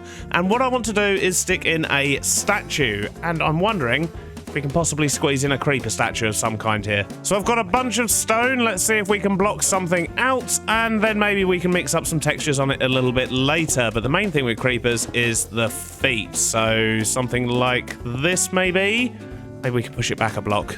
So creepers have 4 feet like that, and then I guess we can just sort of build up the body here. Question is, how high up do we go? How's that gonna look? I'd say that's about right, maybe even a block too tall. So let's start getting the head on this thing. So if we bring this out, I'm just going to block out a cube for now for the head. We can put all the detaily bits on after. His head may be a little bit too big, but I think that's just comical enough to work. Now let's try and get a face on it. So if we dig out some blocks here for a mouth, let's just make sure we can actually get some back blocks in there as well. And how do we want to do this? Maybe in fact, if we take out all of these blocks, we can use slabs to shape the mouth. Maybe something like that. I think that's about the right shape. Although I think I'm going to bring that down a block, just so we've got a little bit more space for the eyes and things. Yeah, that should work better. Eyes are simple enough. Just poke them out. So let's jump back and take a look. Oh, he's got a soul patch at the moment. Let's get rid of that. That's not supposed to be there. There we go. So that is actually looking really good. I actually really like that. Probably more than I should. But I don't like the fact that it's all just solid stone. The question is, do we use things like mossy cobble and moss and a bit of andesite to break it up, maybe make it look like a little bit more of an artifact or a relic? Or do we make it look like a shiny brand new statue and use polished andesite and things like that? I'm thinking maybe to keep in theme with the rest of this place, maybe we should go a little bit more wild. I mean, I'm basically building a forest indoors at this point. I might as well run with it. So let's get some bone meal down around here. Oh, it's messed up his feet. Yeah, we don't want that. I know we said we wanted to make him look a little bit more naturey, but we don't want him actually made of moss. Or do... No, we don't. No, we definitely don't. Well, getting the grass in there definitely solidifies my decision. Let's get some mossy cobble. Let's go to bed. So as I was saying, let's get some mossy cobble and some andesite and see how we go. Andesite? It's andesite, not andesite. It's nothing to do with Andy. I think that was definitely the right call. That actually looks very, very nice. I like that. But it's a little bit dark up there. And I've got an idea. I don't want to put sea lanterns in his eyes. I think they're going to be a little bit too bright. But there is something else I think could be useful, and hopefully I could be able to get some around here somewhere. Let's quickly make a bit of space in our inventory first, though. We are full up on stuff and things. So let's see if we can find any. We need to find a ravine or something like that, because we need a couple of magma blocks. I think that's what's going to sort us out. That looks like a ravine. Let's have a look down there. There we go. Perfect. We just need a couple of these. So let's just punch these out and replace them with some magma cubes, and hopefully... Oh, I can already sense it. That's going to look cool. Yep, that was the one. Look at that. Oh, that is so awesome. I love it. But we've still got some work to do. This doesn't really look like a welcome lobby at the moment. So what I'm thinking we might do is put in like a reception desk in this sort of area.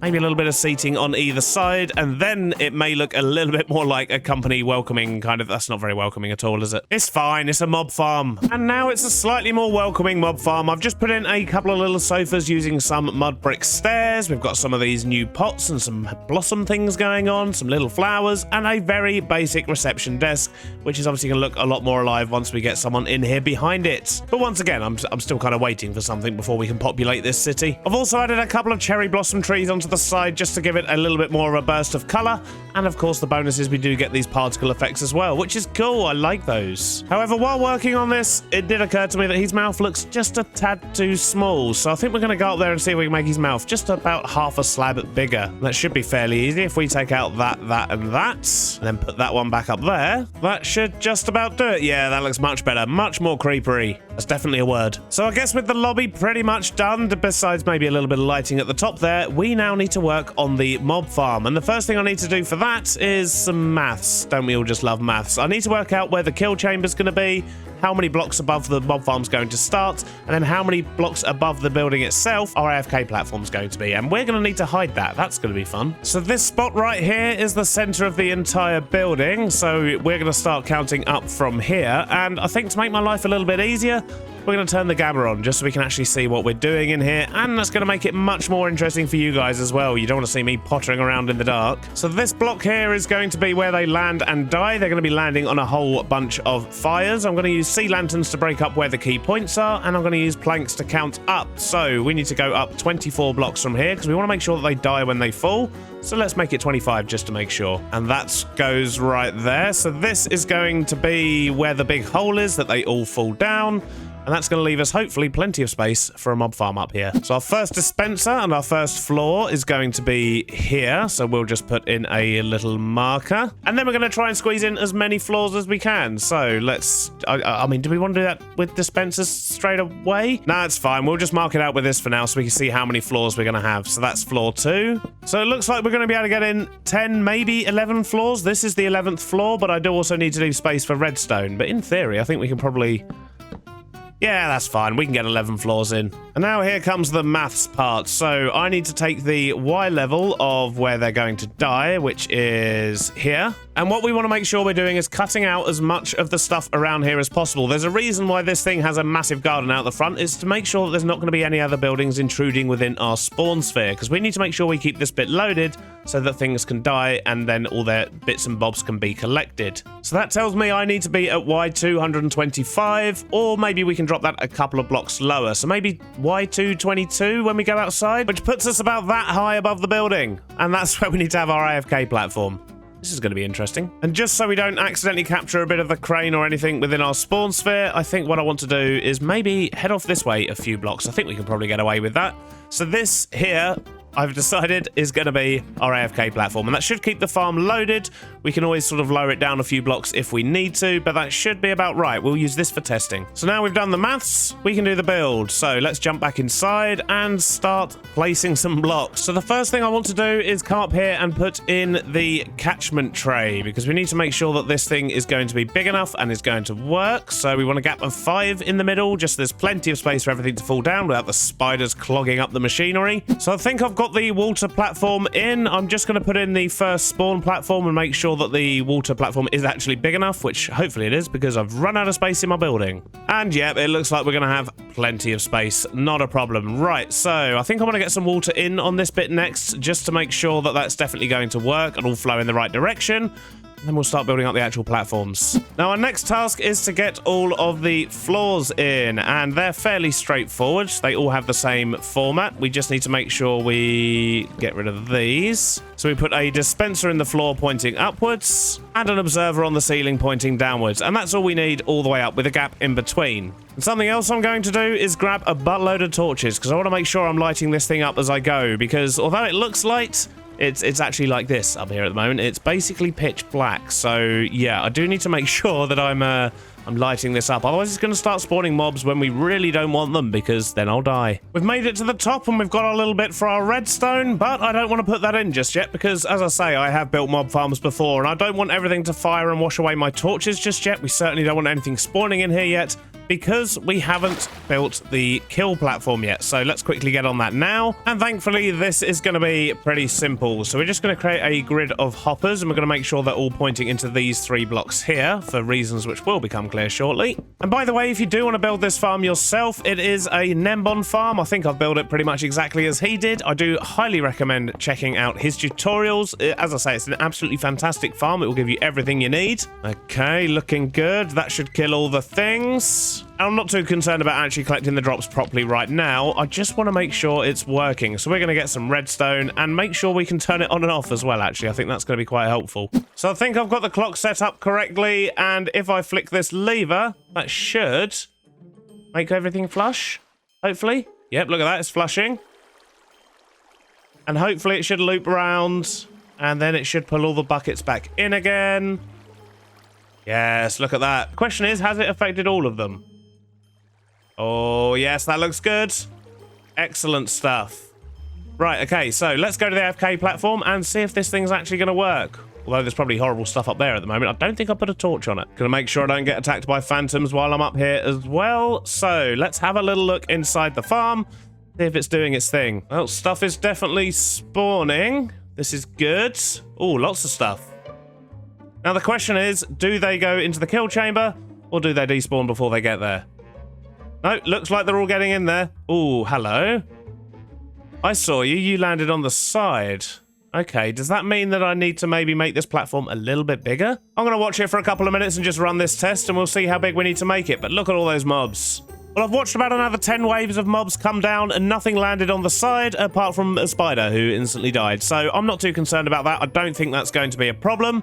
And that means this farm is now working. So with that done, time is running low for me to record and edit this episode. I am edited up to this point at the moment, and we don't have long left. So what I want to do is maybe get the storage system in. I do like the fact that we can look up there and actually see it all working. So I think I am going to keep the roof open, but I might put in a layer of glass for protection. And also, if we turn the lights out, you can't actually see up there anyway. It's only when I've got the camera on I can see, but it allows me to check what's going on up there, I guess. So the next thing I want to do is to sort out storage. And everything's pumping over this way. I think I'm going to have it go into some droppers, dispense into water streams, and then go into some shulker loaders, which we're going to put on the other side of this wall here, which means we need to create ourselves a nice doorway. That should be fine. Look at that. And we've got loads of space back here. We don't want to keep everything from the mob farm. For example, I really don't care about string. So we're just going to have 4 shulker loaders, I think, in here and collect the most important things to us. You've seen me build those in a previous episode, so I'm just going to get them done and I'll bring you back in once it's all looking nice. And a short while later, I think we're actually done. We just managed to squeeze it in time. And there is a reason why I was actually on a time limit for today's episode. And if we press F3, this is why. We are now on day 3,999, and I wanted to make sure I finished the episode on day 4,000. But I haven't got long of this day left, so I should quickly show you around. So in here, we now have our storage. It is all being sorted out and packed into shulkers, so we're just feeding it off the farm at the top there. And if we go round the back here, we can just see we've got a row of shulker loaders, and then we've got our filters at the top, and things just go round and get sorted out. The things we're not collecting, basically they just despawn. That's fine, but that does mean that we don't miss any pickups if we suddenly get a bulk load of something and the hopper can't pick it all up at once. And we're going to be storing the full shulkers in here. We have gunpowder, string, rotten flesh and bones. I did decide to actually keep the string in the end, and we've got an extra one on the end here should one of these fill up. And then we have an area at the side here where we can throw empty shulkers in. They just go up into the system to make sure that there's always things there for it, and any excess ones would come down here. Plus we've got loads of extra shells as well, just so we can make more when we need them. But I've also got a bit of a confession to make because, well, we have an AFK spot here as well, and I had to make that look nice. So we now have a helicopter flying above our base with, of course, a landing pad as well. And if we actually stand on the crane, we might be able to get a better look at this. Nope, can't really see it from here at all. So let's jump into free cam. And if we have a little look here, I think the scale works well. The helicopter is kind of one of those big corporate ones. I did try putting runners on the bottom, but it looked absolutely ridiculous. But yeah, nice simple helicopter. I think it works well. And those of you who have been around the channel for a while, you might actually recognize that as the same helicopter that was parked on top of my roof in season 3 of Truly Bedrock. It's pretty much exactly the same helicopter, and we've got a nice little entrance here as well so we can get in safely. We have a bed so we can sleep if it's dark when we want to leave, but I think this is a nice way to spend my AFK time. With the sun going down, I've got a few minutes to get home and unload my boxes before day 4,000, and that's where we'll be starting next episode, day 4,000. I can't believe it. Thanks for watching, and I'll see you on the next one. Bye-bye now.